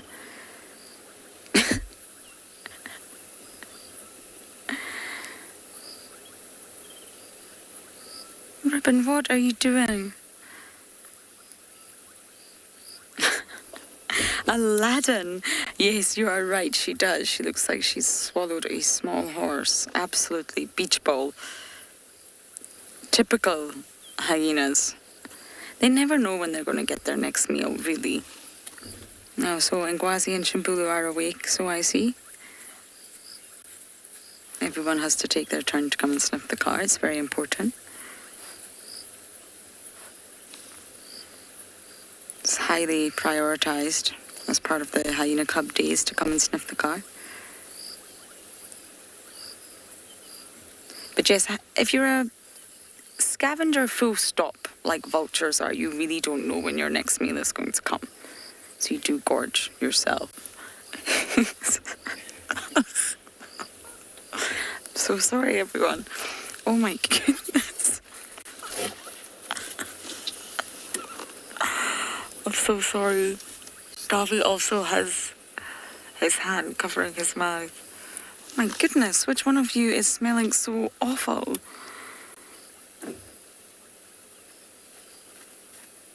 Wow, I normally tell people that you guys don't smell bad. It's really bad.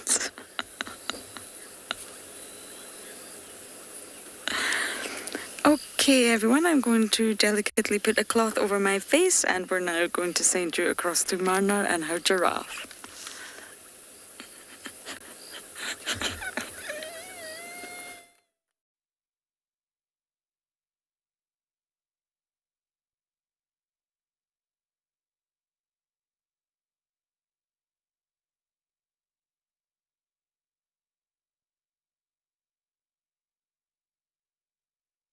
show you all of his tika with his soaring gala. So just another.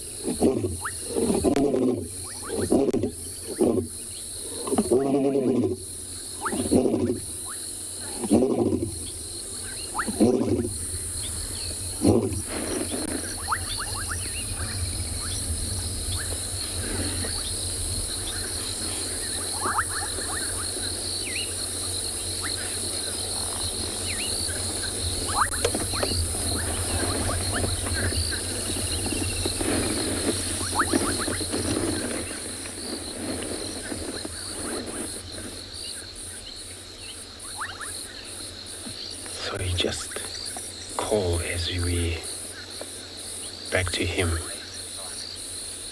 Indeed, this is an amazing timing for everyone to come back to us. I think nothing goes to waste here. He didn't miss much. He only done now twice since. This is actually second time when he did it, when we were with him. And he went off to Ngala, come back to us, and this is the second time he does that again. But this time he actually did it while he's on the ground, right on the ground, his head. Or you feel the vibration from the ground.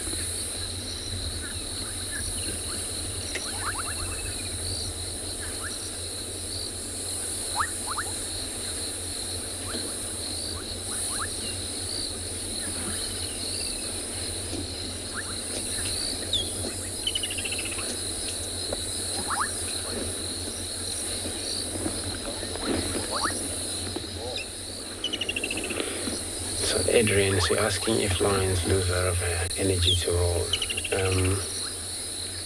Not much. But only energy when they're moving and following the other pride around. That of course, because they move so much. And as a male, they don't want to move a lot. Or hunting during the day, it's getting them so much tiring because they're just moving there, nothing benefit if they don't kill anything. But just from calling, it's a way of communication.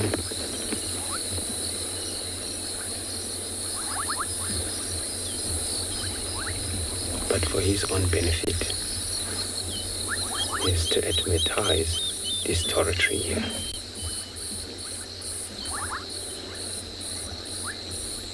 That he's around at the moment.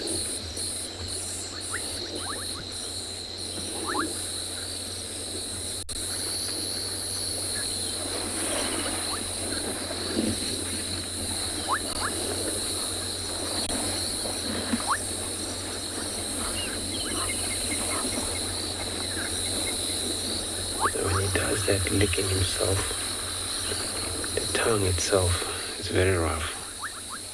Will pluck the tick out of the skin, bones possibly.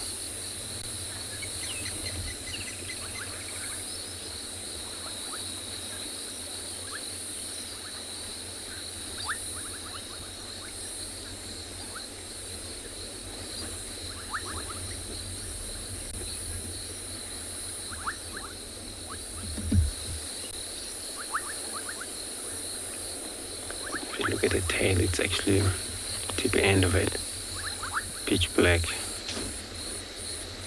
But this is when they follow one another, especially female when they lead the babies somewhere. They're gonna follow the black tip end of the tail. I'm gonna stay put while I'm sending you across to Lauren.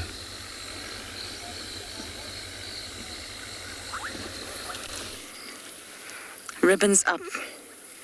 She's definitely... No, okay. No, we're not up.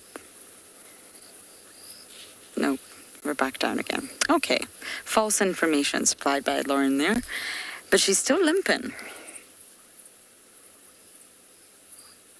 It doesn't look like it's improved that much. But I mean, look at her. She could not be any fuller. Aladdin said she swallowed a beach ball, and that she has. So she's absolutely fine, but she's definitely not walking as well as I would have hoped. Come on, Ribbon, show everyone.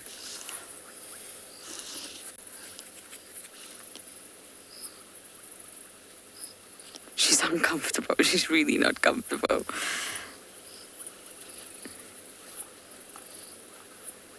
See, the cubs are starting to get more active, and that's because it's cooler.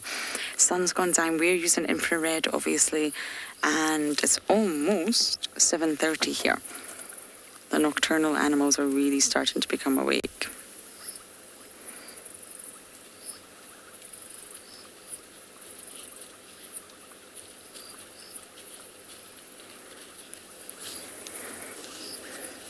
Diana, not necessarily. I touched on this earlier on in the drive, but because of the traffic that comes to the hyena den, it's a very popular place to come now. Everybody wants to come to the Misikaya. The sort of what used to be a 2-track has now turned into a fully blown road, and it's going to get a name very, very soon. And it leads you to each of the dens, and it leads you to Treehouse Dam.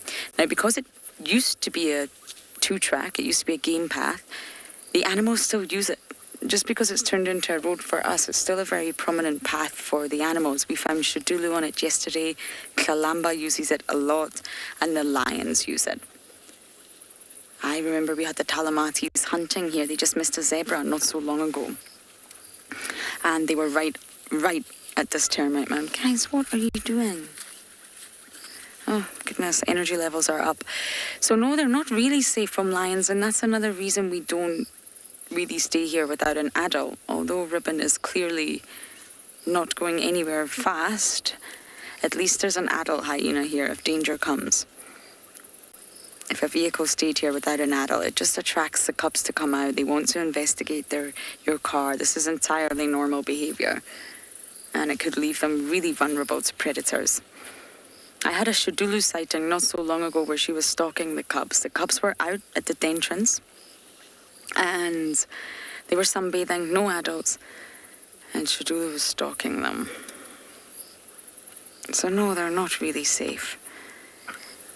I don't think any offspring youngsters are safe out here. Even predator cubs that are stashed in a den, or pala lambs, chicks, anything. They're not safe. I wonder why the flies are only buzzing around Ribbon's front legs.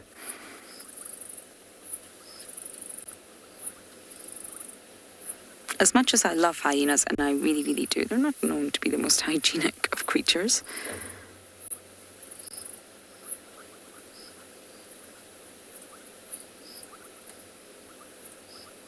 So she probably has lots of interesting stuff stuck to her legs, and that's what the flies are after.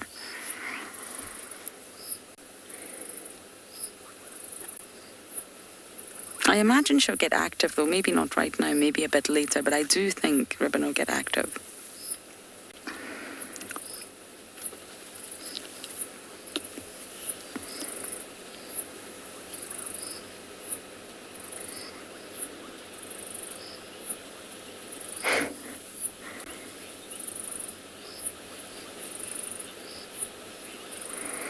Reggie, you've never seen so many flies at night. I know, they're obviously, well, they cannot resist whatever Ribbon has.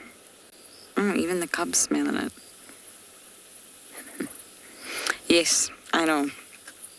We tend to not see them at night. It doesn't mean they're not swarming, but obviously we can see them very visibly now due to the infrared light.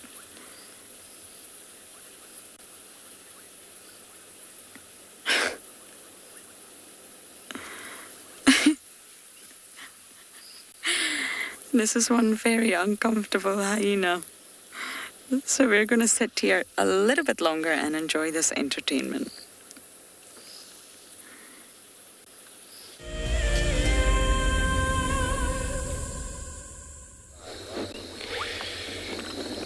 So our male lion, this time he hasn't actually roared again for the third time since he does it for the second time. And he's gonna just chill. And his tummy is still a little bit of a not 100% expand like what was yesterday.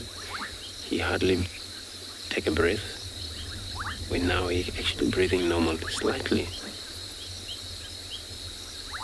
And this is showing a bit of a maybe wanting to get another meal to feed on. You never know, he might actually get lucky around stealing from the other or kill by himself. The buffalo that way around here also, they have crossed to the west. They haven't returned back to Gari at all. So they went across into Samambile and Aratuza, the whole herd of buffalo yesterday.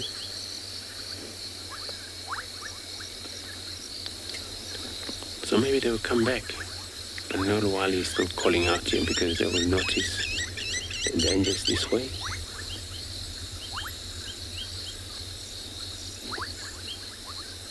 And it's so cool that he spent 2 days in this area not to move too much far.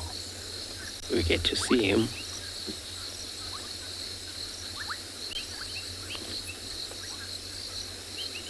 Maybe tomorrow he'll be around or he will be moving about, but we're going to find out. Track him down if there's any track leading around that we can follow and hooked up with him again.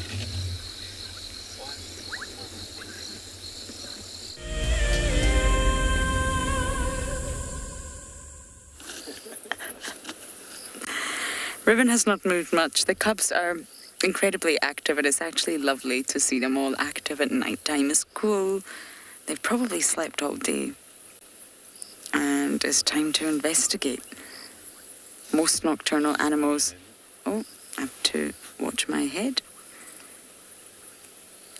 You see the Tupidum lucidum? We went into detail about that last night.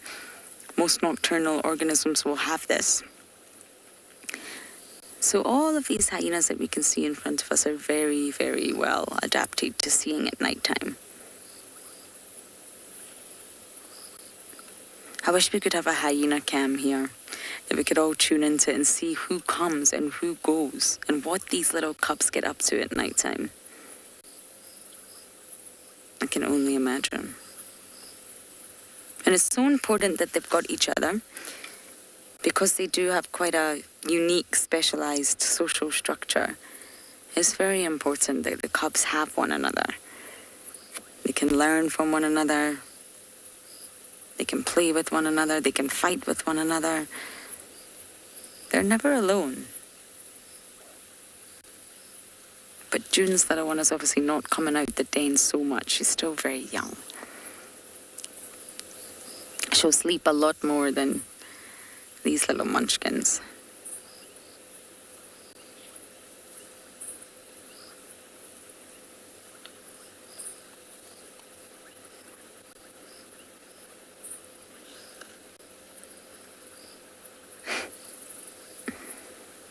There she is. Corky's little one. She's captured my heart. They all call her Brave here. They all call her Braveheart.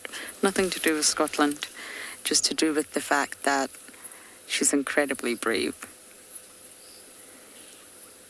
And I think Nkwazi and Shimbulu have got a lot to answer for that. They think she's got a big, brave heart. She has. I'm so glad we got to spend time with the Juma clan. It was also fantastic to catch up with Princess T, and I believe Andrew has quite an incredible drive as well as all the other live locations that we've came to you from today.